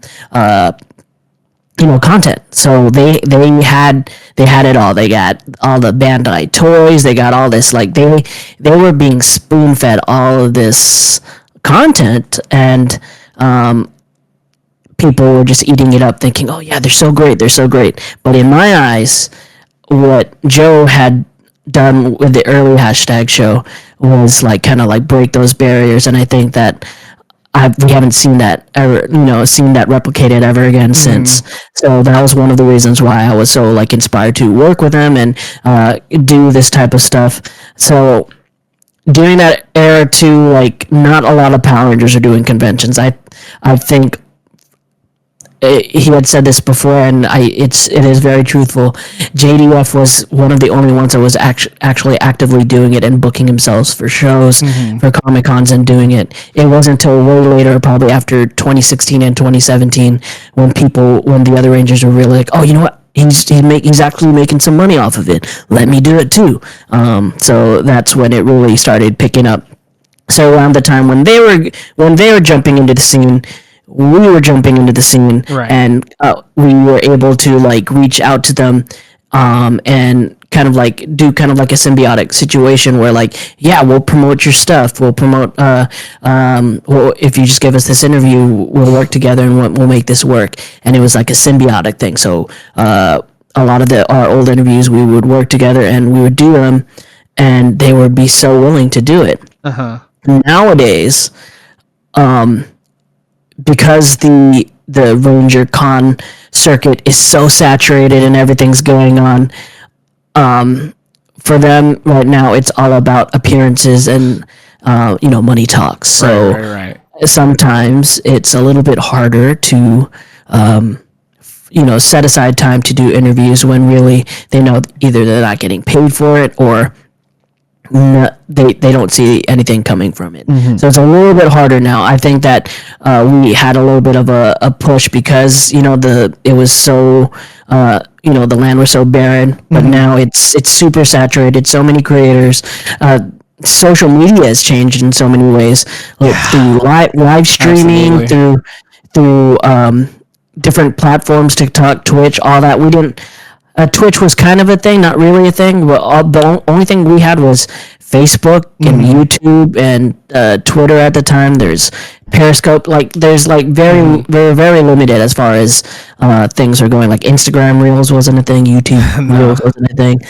So it is like it's sad to say, but it is a little bit harder. So in order to be at that caliber, you're gonna have to work a little bit harder, and like it's definitely going into this now. It's definitely like establishing that partnership and that symbiotic relationship. So yeah, it's and things are changing all the time. Like, everything's changing all the time. So yeah, I mean, that if that answers that question. No, absolutely, for sure. Appreciate it. Yeah. So. You had mentioned like the early landscape of this whole ordeal, this whole like interviewing Power Rangers and things like that. Do you have a like favorite story or a favorite moment from like something back then or back a little bit earlier that you would be willing to or able to share? Willing and able. One of the things that I would have never imagined was, like, growing up, one of my favorite Power Ranger series was Power Rangers in Space. I know, Ecliptor, that's one of your favorites also. And I loved Power Rangers in Space. It was like it was so great. I would have never imagined, as I had met Christopher Kamen Lee a few years back, that we would become like friends, like close friends. He came to, we partied multiple times together. There's even one birthday that he celebrated with me, and it was really fun. And he's just such a real guy. and he's not what you'd expect Andros to be for sure. And you know what, I do not. I and I'm totally fine with that. I love him even more for that. But yeah, I think just any moment with him is always fun. I when I first started, before I started doing the Power Ranger YouTube stuff, I did quote unquote background dancing for like Vanilla Ice at these 90s shows as a Ninja Turtle. Fresh. If you guys have seen Ninja Turtles too, you know that Vanilla Ice is in it. So Yeah. he kind of ran with that gimmick, having Ninja Turtles on stage with him. And one of the guys that got me into it was Jason Ibarra, who played Babu for a few seasons of Power Rangers, and he was really good friends with a lot of Power Rangers. And one of them was Allison Sullivan, who is the nicest lady. She's so cool, super nice. Every time I see her, like, she's just happy to see me. She's the nicest person. So I think, to answer your question, just being able to like create different relationships with these people outside of like who they were 20 years ago. I think that's probably it. I can't even just like zero in on one of them. It's multiple. It's different. Yeah, fair enough. Oh, just stole my question. I'm Off the top of your head, anything you want to ask, even if it's not what my experience, or anything you want to ask. actually. What is your dream? What is your dream interview to be like? Oh, that is a good one. That's a very good one. That is a good one. One of my favorite, I mean, obviously one of the ones I've always wanted to do, and I've always like been face to face with them, but we never had an interview on camera, was, you know, Dwayne "The Rock" Johnson, only because of his work ethic. And I've literally shook his hand many times. We just never had the opportunity to like chat on screen. But one of my favorite movies of all time, I don't know if it's cliche or if it's just whatever, one of my favorite movies of all time is Good Will Hunting. Good Will Hunting. Classic. Is, you know, it's a movie. I don't know if you know the history of it, but Matt Damon and Ben Affleck wrote the movie, and you know, it was just kind of like a pipe dream of theirs to make this movie. And you know, they were even just as surprised when Robin Williams signed on for it. But it would be definitely to either interview either Ben Affleck or Matt Damon, only to talk about Go Hunting.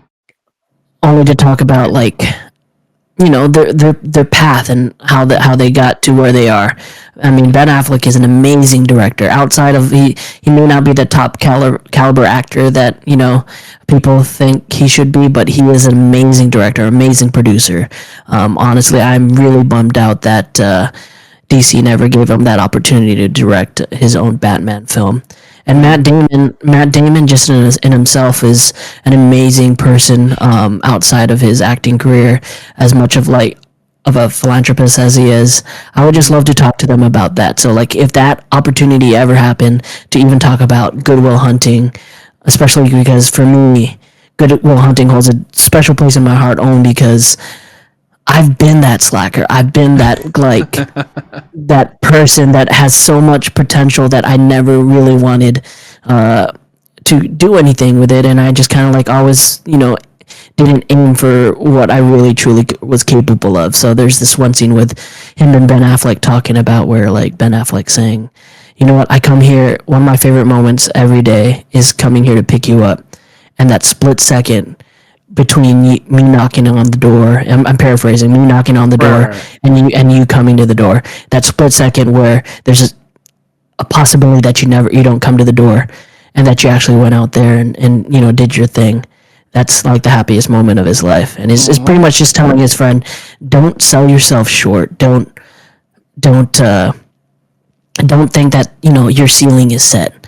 Anything that you feel is possible, do your best to try to achieve it. So like, being able to just that message, while it took a while for it to you know, be relevant to what I'm doing, is very influential to who I am today. So being able to talk to them about it would be amazing.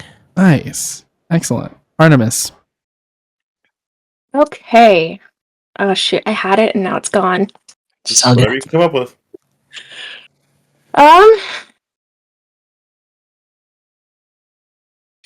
I was worried this could happen to me. It's all good. I guess you've already said who was your favorite person to interview, but what has been like your favorite interview that you've had so far? Ooh, apart from the Kevin Smith one, Yeah. Ooh, favorite interview. That's a Like maybe Okay, the let's- funniest one. ooh. Let's say that is good. I am a huge. There's two things. They're like my guilty pleasures of. So I'm gonna lump these two together. Do it. I'm a huge Office fan, and so I've watched it many times. It's kind of like my comfort show. Nice. I know a lot of people don't find it super same. funny, but I wasn't even expecting it. It was like maybe a week before. Screen Rant reached out to me and they said, "Hey, there's an opportunity to do a press junket for a movie, Minions, the Minions movie." And I was like, "Oh, Steve no Carell. shit! Who am I interviewing?" He's like, "Oh, you got Danny Trejo, you got all these people, and we also have Steve Carell for you." I was like, "No fucking way!" I was super excited. Definitely, Oh, I'd be excited for that too, dude. No. definitely on my bucket list. Definitely on my bucket list interviewing Steve Carell. Another one. While it wasn't the best situation, I am a huge fan of the corny, even if it's super corny and crazy. Huge fan of the Fast and Furious movies. Oh, for sure. Yeah, absolutely. I was about to say that. Absolutely. As crazy as the films get, and Yeah. as annoying as some of the dialogue is, I love those So films. fun. They're so fun. So there's a movie that came out a few years ago. It was actually a junket that I have done right before the pandemic hit. It was literally to the point where we couldn't shake hands, we couldn't touch them because people were getting sick and no one could understand what's going on. Like, what's going on here? Right. And it was for a movie called Bloodshot. It was a Valiant Comics movie based off Bloodshot comics, and I got to speak with Vin Diesel. Not the best situation in which I spoke with him because he was super late and I was waiting in the, they do these interviews in a hotel room, so we're waiting in the hotel lobby for hours on end.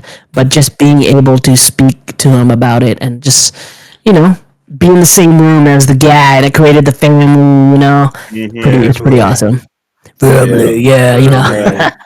Yeah. Nice.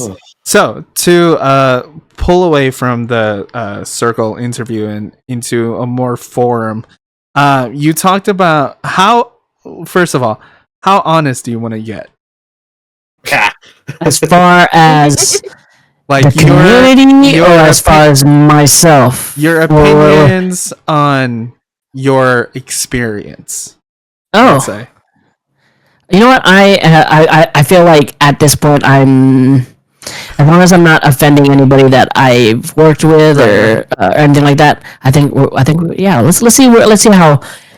Because I wanted to how ask, dark we can go. That's fair. Because as you know what we're trying to do, you kind of have an idea of what the goal is. Who is there any group of people or people that you can see that might get in our way? Oh. Due to influence or just status or anything like that? The landscape has changed, so it's so different now. Right. Everybody, even people that we would have feuds with before, the vibe has changed and everybody is all about, at least from what I can see now, everybody is all about community, and especially with Ranger content, everybody's about all peace and love and all that. So it's definitely changed. It's there's people that there are some channels that have terrible, in my opinion, terrible takes and things like that. We can do a couple. Legacy of Nerd comes to mind. I just Whoa! yeah, I just honestly I see some of the kind of like the regurgitated posts that they post, and I'm just like, it's so freaking. It's not enough information to even like create like a good opinion about that. Like one of the things that I always like kind of like troll them for is when they try to cast the Cobra Kai cast of the new Power Rangers, like think out of the bubble. That is so cliche and so lazy. That is the most lazy casting ever of this. Like I mean, I've spoken to a lot of the Cobra Kai cast that maybe for some, maybe, but for the majority of them, going to continue doing that type of thing is it's like typecasting them, and they don't want to do that. Peyton List does not want to be a teenager anymore. She doesn't want to. She doesn't want to do this. And this guy just keeps posting. It's like, oh, fans really want this, and you read the comments like, nobody wants this. What are you? You're just like creating this fake like narrative just based on your opinions, just like that. Like, I'm sure a lot of people like. I think one of the things that he gets a lot of views and likes for is just when he just reshares news that he finds out, but it's not actually his content. So like, it's just an avenue of which people have seen his stuff, but other people like. Sometimes he doesn't even reference the actual original poster, so I hate that. I hate when you don't reference the like where you got the information from. It's so stupid. But yeah, things like that for the Power Ranger universe, and that's I've only seen a little bit of people like trying to come up. Apart from that, everybody else that's been coming up, like honestly, I think they're great for the community. One person is like he gets a lot of hate because he breaks a lot of news and stuff like that, and we've worked with him before. Is Jinsaku? Yeah, Jinsaku is he honestly loves Power Rangers, and I think that's great. Another person that is good is the fan club. While like he's not super like his content isn't just Power Rangers, he does love what he does. Heirloom has been in this for a long time. He's really great, and it's kind of like when you watch the news and you got like Fox News and you got ABC, and there's a lot of bias and stuff, and then you kind of look to BBC because BBC is outside of the window and they're kind of like giving information and it's kind of unbiased. That's what I love about Heirloom because he doesn't live in the States, so he lives in the UK, and he just comes in and just does his thing, and he kind of like tries to give as much truthful information about it. Back in the day, I did not like MMPR toys. I did not. They kind of like they presented themselves like, oh, we do the stop animation, we do all this, but like they would just keep shitting on us for like releasing news and stuff. That's not news. It's not confirmed. Hasbro didn't confirm it. Hasbro's not going to confirm this stuff. Hasbro would never confirm this stuff. It does nothing for them. So like he'd shit on us. So there's a little bit of hate I threw towards their way a lot, and I was like, you guys don't even talk about news. You guys just keep making stop motion videos and talk about trains and stuff. I don't know what the fuck they do anymore. Talk about trains and shit. Oh yeah, it's just like, and if they come after me, they come after me. He's like, you know what you did? You guys fucking slighted us. We did during the COVID, we did the Viewing Globe, which was kind of like a digital Power Morphicon type convention. And, I remember. Yeah. We got a bunch of different creators, like, just a bunch. Ranger Liz. Oh, Ranger Liz is so good. When she was coming up, she did a lot of cool content. She's kind of like, Ranger Liz is kind of like the Miss Rachel of the Power Rangers community. Aww. She did this all from like her home and kind of like all by herself, and I love Ranger Liz. She's so great. Who else? I'm just like promoting a bunch of other people. It's No, 100%. there's so many. There's so many. We'll just have to go through this and like remember and like try to find their socials and put them on there. And don't get me wrong. Down below. Don't get me wrong. Like Legacy of Nerd, they're probably trying to, they're probably not knowing that they're doing this, but yeah, it's I don't know, it's a little annoying. I would like to. Legacy of Nerd Legacy Nerd in particular reminds me of somebody in the Star Wars space. That kind of like I used to follow all the time until somebody pointed out to me the kind of stuff that they were doing. And that was Stupendous Wave. Okay, yeah. And they were doing a lot of the same stuff. It was a lot of like regurgitating the same stuff over and over again, or like regurgitating the same things that other people were reporting, or like putting twists on it, or like throwing out random theories that made zero sense. And it was some interesting things that. Yeah. There's that like that parallel. There seems to always be people like that. Yeah, and it's people just doing what they think that they need to do to get out there. But I just every time I see the Cobra Kai casting, I was like, no, fuck that shit, fuck that shit. I love Cobra Kai, I love that cast, but no, fuck that shit.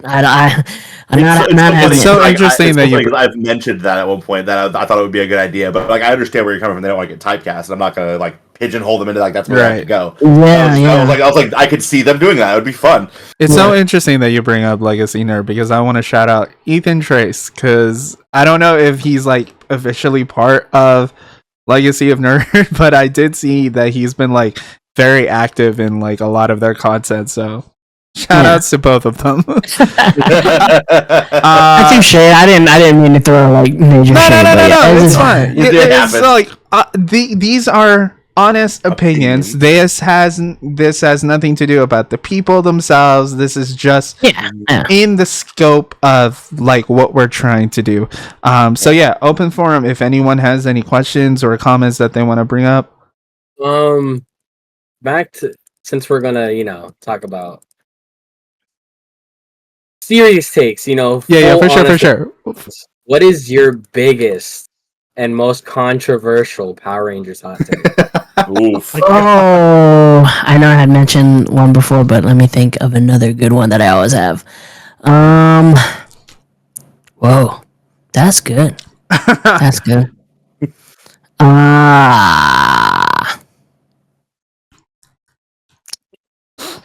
Apart from Johnny Young Bosch, because he becomes like a pretty iconic Ranger, I wasn't a fan of when they changed over. I just didn't think that. I think the whole dynamic of the MMPR Rangers changed when they came in. I think it didn't. Aisha and Rocky. Yeah, and I think it didn't. I think they didn't catch back up, or it didn't feel right again until like Zeo or even like the MMPR movie. It just felt like I really think that not Hasbro, Saban made a huge mistake in like playing that card. To the point where if you go back and watch MMPR, they were putting people in like these guest appearance roles that were in a way trying to threaten like Austin St. John and Walter Jones and Toy Tran. Mm-hmm. They like Richie, or like there's so many different characters that they put in there. Like, at any point in time we can throw Richie back into it. He could be a Power Ranger. There's so many characters that they did that with, and honestly I was like, man, that's just kind of shady. That's just kind of shady. Imagine, I don't think we like the Power Ranger landscape or like the the story would be where it's at now if they just kind of like organically let all of the MMPR Rangers kind of like just move on to their next roles. I think that whole situation was pretty crazy, and the grasp that Saban had on these in essence they were just teenagers. Mm-hmm. Like they didn't know how Hollywood worked. They didn't know how residuals worked. They didn't know how any of that stuff worked. Mm-hmm. They weren't part of it. We weren't part of a union. They weren't doing any of the stuff, or they didn't have experience in any of the stuff. He was a predator. Saban was a predator as far as like when he cast like these young inexperienced kids. And I mean, it's not really a hot take. I mean, a lot of people agree with it. It's a strong take though.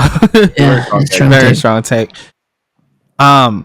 So your experience, you've probably interviewed most, if not all, of the Power Rangers. No, not even. Really? Is there one that like you struggled with, or like it was just like a really bad experience, or whether it was their fault or it was just like circumstance? Oh, Yeah, as you guys said, you interviewed all the Rangers. Like, oh no, I haven't even done No. half of them yet. And now I'm thinking, it's like, man, there actually still so many outside of half of them. There's a lot. There is a lot. It's crazy to look back and think on how many there are. There's a lot of Power Rangers. Oh, damn, that is a good question. Only because it's. But I don't think I've ever. Yeah, I don't think I've ever had like a bad experience with any of them. Mm-hmm. There's definitely some that weren't, they weren't what I wanted them to be. Only because like I wasn't expecting much. One of the hardest people to talk to, only because he was. I don't know if he has this sense of like, oh, I'm a Hollywood star or anything like that. But Andrew Gray. He was Megaforce and Super Megaforce, and I felt like I was talking to kind of like an NPC or like an empty water bottle, perhaps. I don't know. It's just I feel like he didn't want to like truthfully just be in the moment and there. I don't know. I'll straight up fucking say it because I've had like I haven't like had a direct experience with him, but I've been in the space. I've been in like vicinity of like him interacting with people, and I've heard stories about him. Dude, Andrew Gray sounds like an absolute tool. I want you, Troy, right? Huh? Yeah. Troy. Fuck Troy. He sounds like an absolute tool. I don't know if it's like his He's a tool in the ego. show. I don't know if it's like his ego or just like the way he presents himself, but I've never heard a great experience or even a decent experience of people interacting with him. I want to give you guys some, like, if you have time tonight or anything, I want to give you guys a little bit of homework. Yeah. I want you to, if you have Netflix, I want you to get on Netflix. And I want you to search Bling Empire. I think that's what it's called. Bling Empire. Okay. It is kind of like a reality show. Oh wait, that was like the controversy that he caused, right? Yeah. Yeah. I remember. It's in the first episode, so you don't have to watch too many episodes. But it's kind of the show is like a reality show of like Crazy Rich Asians or something, and it's not gonna be your cup of tea. But I would just he's in it, and I think that it is a funny thing to watch. And yeah, listen, he is a very nice guy. Yeah, he's one with God. He loves God and all that, and he's like one of those inspirational people. It's just I felt like I was talking to an NPC. Like it just didn't feel real. And another person. This is just like honest personal opinions, and based on like what we've seen, what we've heard, and like just experience. So another person that I've told you guys this before that I just fucking hate is Mercury Ranger. The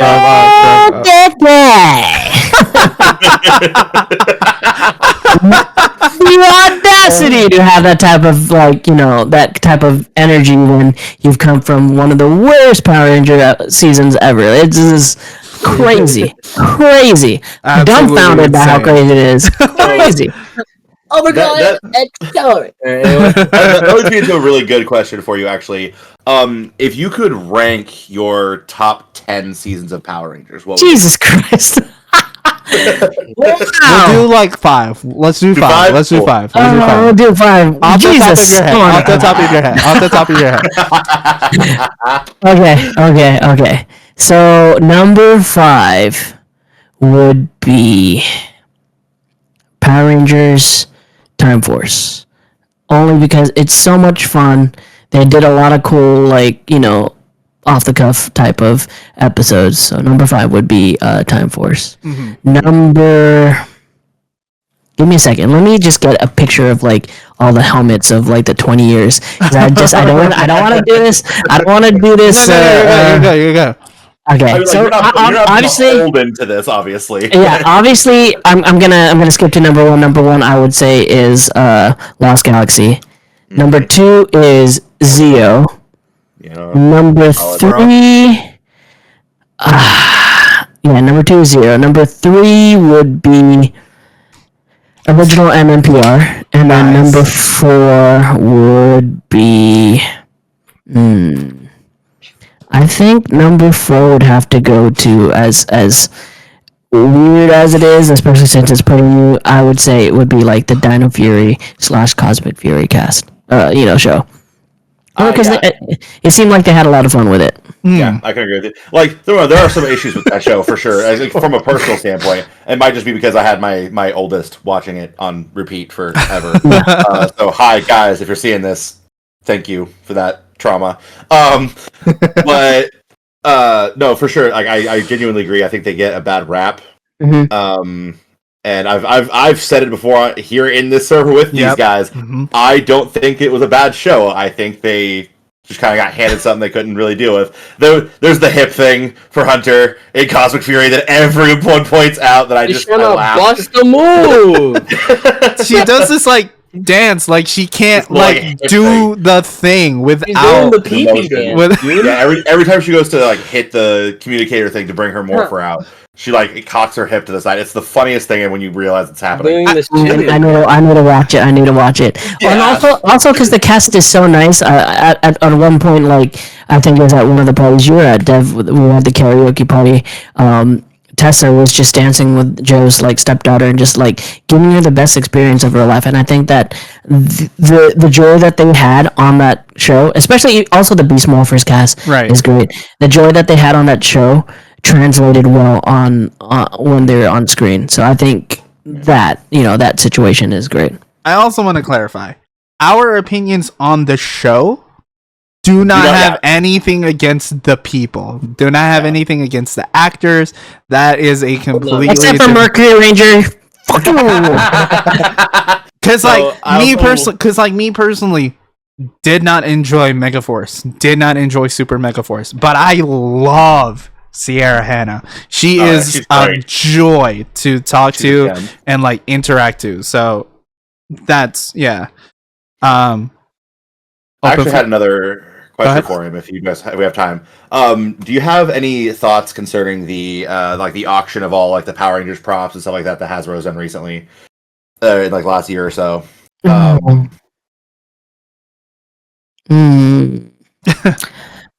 I can definitely see both sides as far as like I think that initially, especially if they had no plans to do anything with Power Rangers after this, like honestly, like Power Rangers, and the whole the Disney Plus thing, it's still in talks. It hasn't. They're like it's just in talks. Like they just on that side they just talk to the Percy Jackson team and like ask them like but it's not.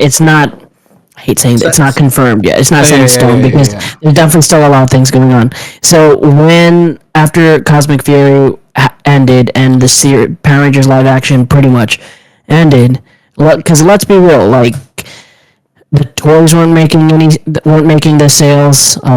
Apart from like some Lightning collection, they were just clogging up the shelves with all these like Ranger toys that nobody did, and that's a little bit on Hasbro with their like release schedule, and like how find anything. Yeah, and how they mixed and matched some different seasons, but I think I think Hasbro knew at the time that yes, we weren't going to continue this.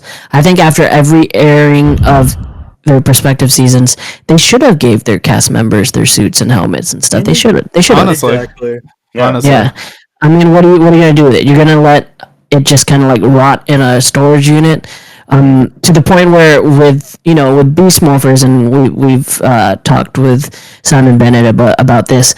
They've had to either recreate monsters or characters, or even mix and match monsters and characters from different seasons. Like Cosmic Fury and Dino Fury, they used monsters from like I don't know, even like what do you call it, Q Ranger, or they used it from multiple different series that they weren't adapting, only because they just get destroyed. Like everything would get destroyed, and they didn't have enough for content.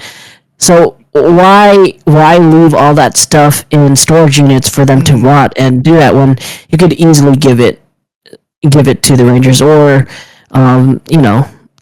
do that. But one thing about the auctions that amazes me is the amount of money that some of these Power Ranger fans have. Bro, It is ridiculous. it's crazy. So crazy. To the point where like $5,000. yeah, to the point where like us Ridiculous millennials amount of money. are complaining about, oh, we can't afford rent, we can't buy homes and stuff. Buy It's your like, eggs. yeah, it's like you're spending money on a suit that probably won't fit you. You will never wear. You're gonna like just display it in your house, and no one's gonna see it. Like, Right. what is the purpose of it? Rather than giving it to, like one of People my that friends. want it.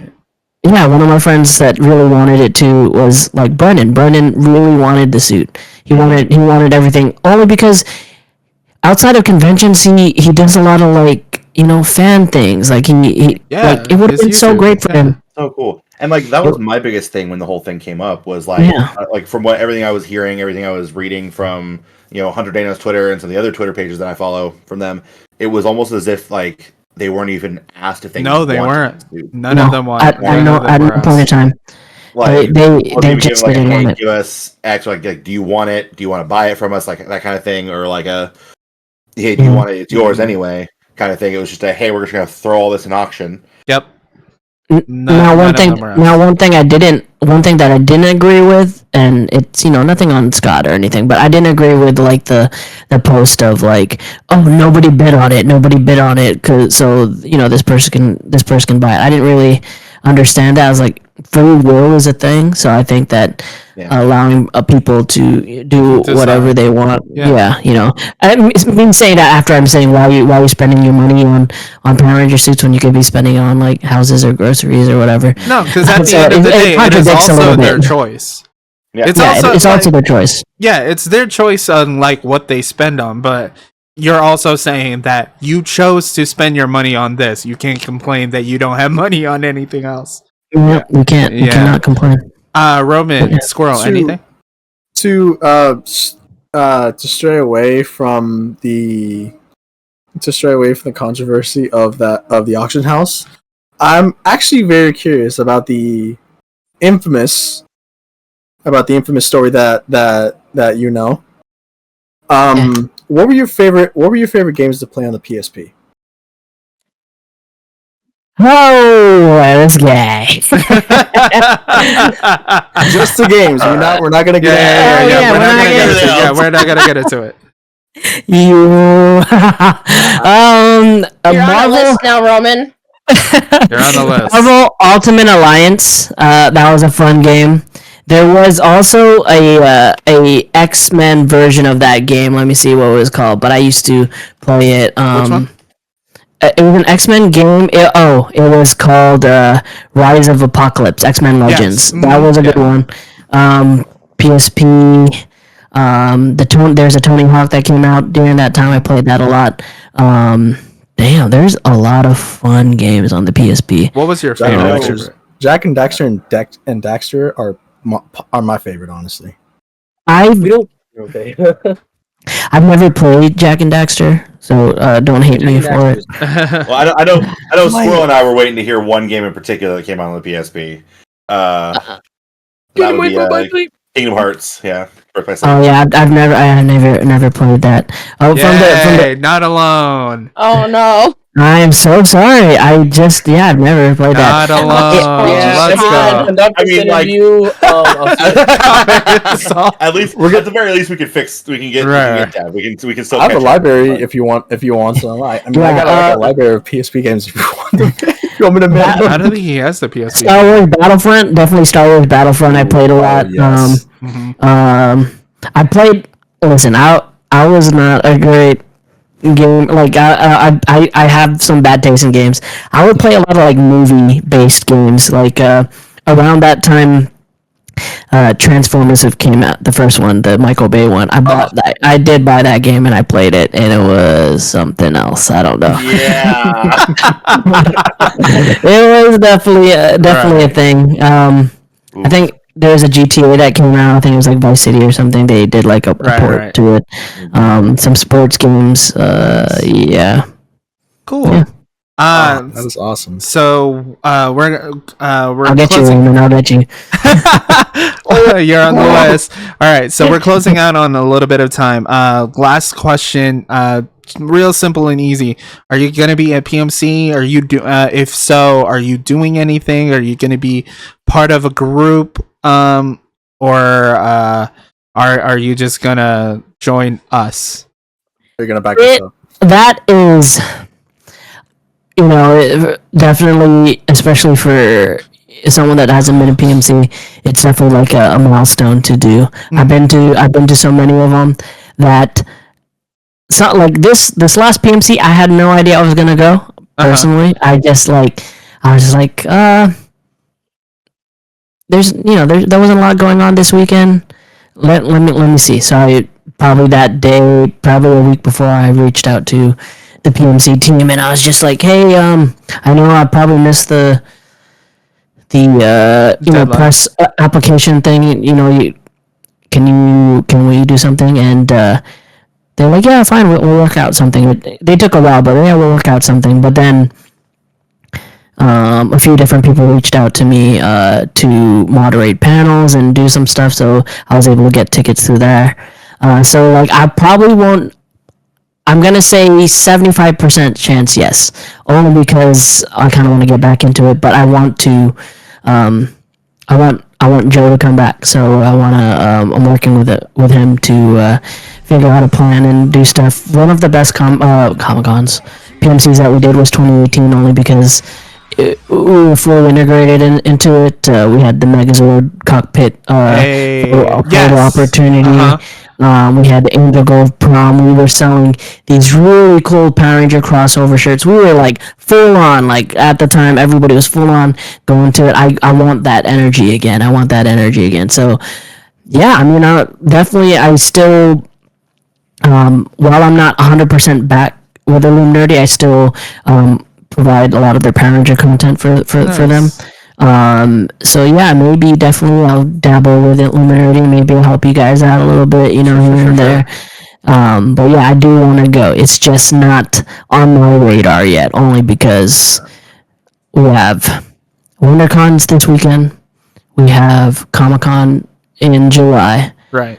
And then there's LA Comic-Con. If you live in California, all the cons are there. Yeah. So many conventions to the point. Yeah. And then on top of that, like, for us, we have like junkets and movie premieres and stuff. Like, it's just never ending. Like, to the point. Yeah. Like, I went to Hollywood on Saturday for Agatha All Along, which is an MCU show. Yep. So it's like, I'm not 100% in yet. But as far as like what we're gonna do, I have a plan. Okay. I know Dev likes like karaoke and stuff like that. But baby. And I got a plan. It's gonna involve cosplayers, and it's gonna involve Ranger actors with secret talents. I don't know if you guys could put that together. If you're really into competition shows, it's gonna be really fun. Yeah, let's go. I'm fucking in, dude.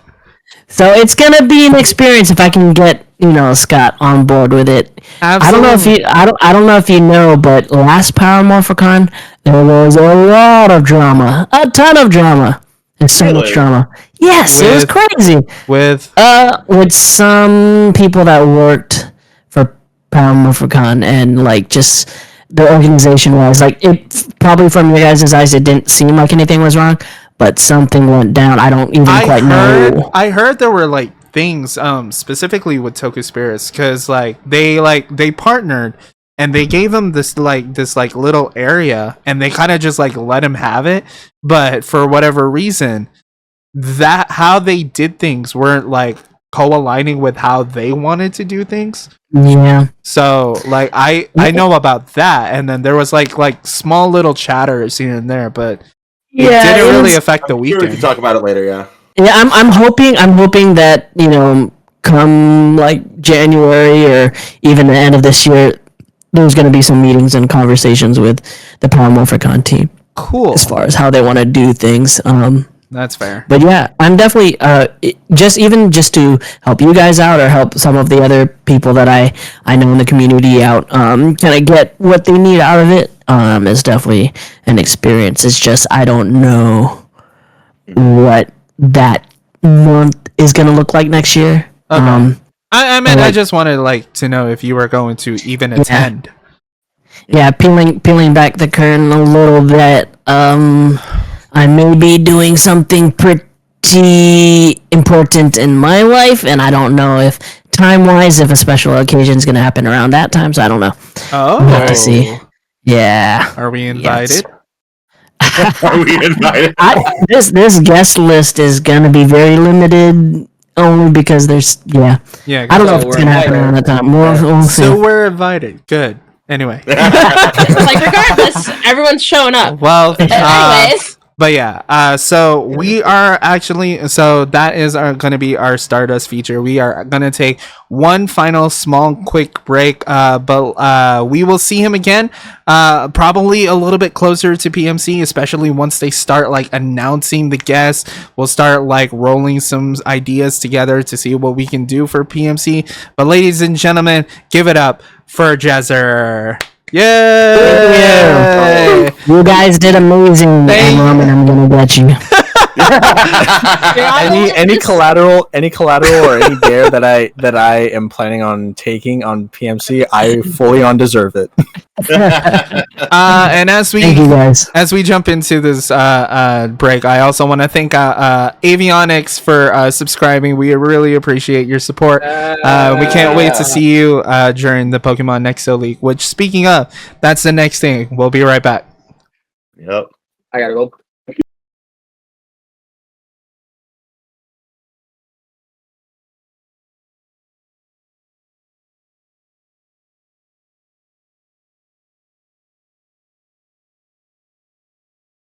Mm-hmm. All right, everyone, welcome back. We sorry that break took a little bit longer than expected. Some stuff happened. We shit happens. Jezzer ripped me a new one. But we will jump into the last thing. This is gonna be the last thing for tonight's Toku Talk. Thank you guys so much for joining us.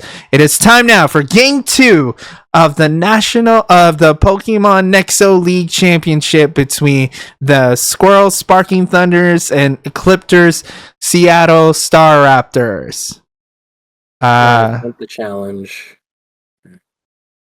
I'm Ooh. Okay. refreshed.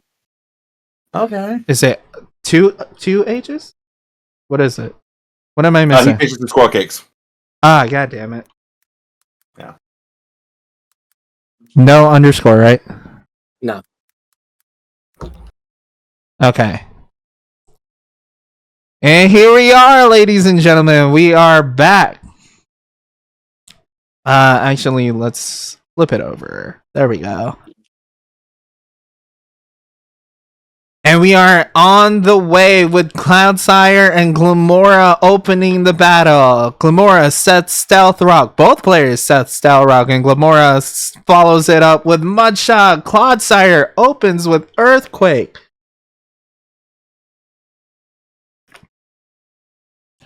Glamora hangs on with Focus Sash, and Cloudsire restores a little bit of health with leftovers.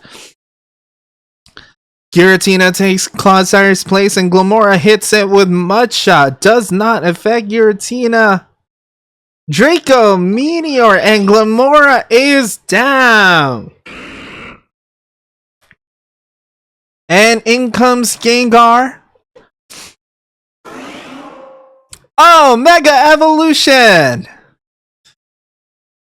And it's a ghost to ghost type. Gengar used Will-O-Wisp. And Giratina uses Defog. Knockoff is super effective, 33% to 88%. Gengar used Nasty Plot to increase his attack. And Thunder Wave! Gengar is now paralyzed. Both Pokemon with statuses. Draco Meteor takes a strong hit. And Giratina goes down. Gardevoir comes in to take the spot. Gardevoir with a type advantage, and it's a Mega Evolution, and Shadow Ball takes him out.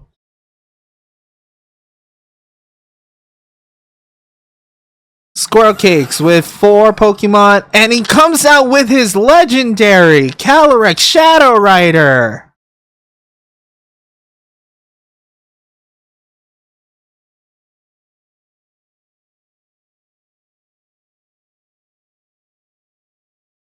It's a tight game.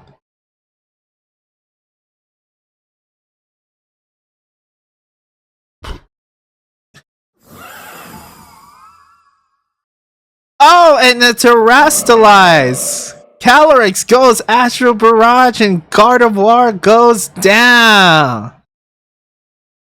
With the Stellar Terra, Calyrex with 91%, and Clodsire comes back.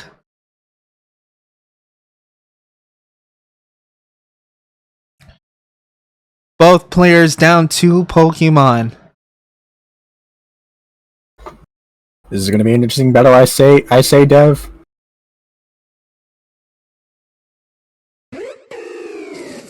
Calyrex comes back to CGY. Hisuian comes back, and Clodsire hits it with a Toxic.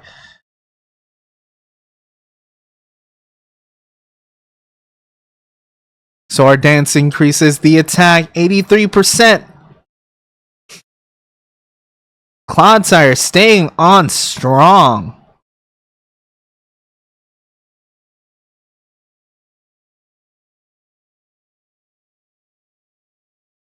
This might be a game just yet. Dare I say this would be a dead heat if it wasn't too close already. Oh, Ooh. and with the Paradox, Great Tusk comes back. Great.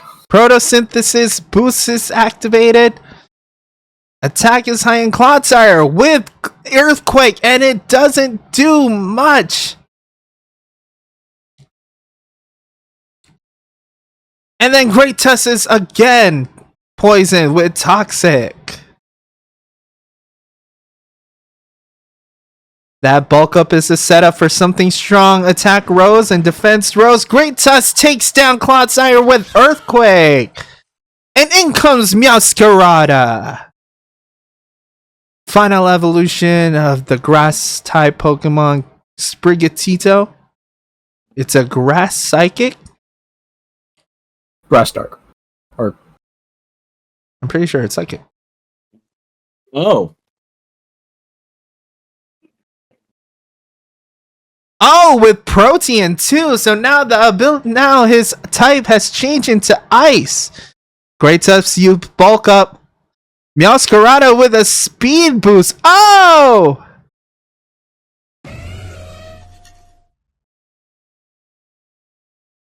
Great Tusk did a very good job holding on to that. But at the end, he failed with a 3-hit triple axle by Meowscarada. And Meowscarada missed the triple axle. Sarah Ledge sets up with Sword Dance. And Sarah Ledge's weak armor defense has fallen. Speed has increased, though. And Bitter Blade takes it out. I was about to say, I think he outsped him.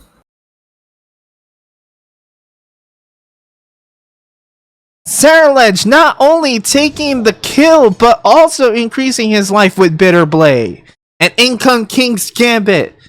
King's Gambit was a vital piece of Ecliptor's team last time. Let's see what he does with it. Can lightning strike twice. for Eclipser.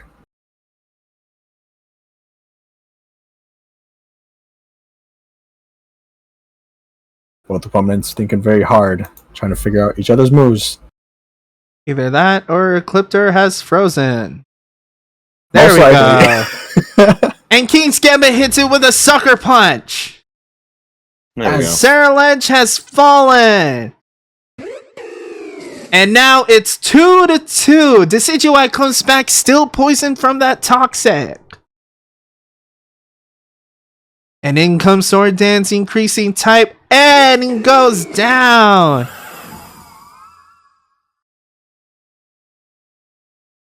Calyrex still terrestrialize King's Gambit, playing the part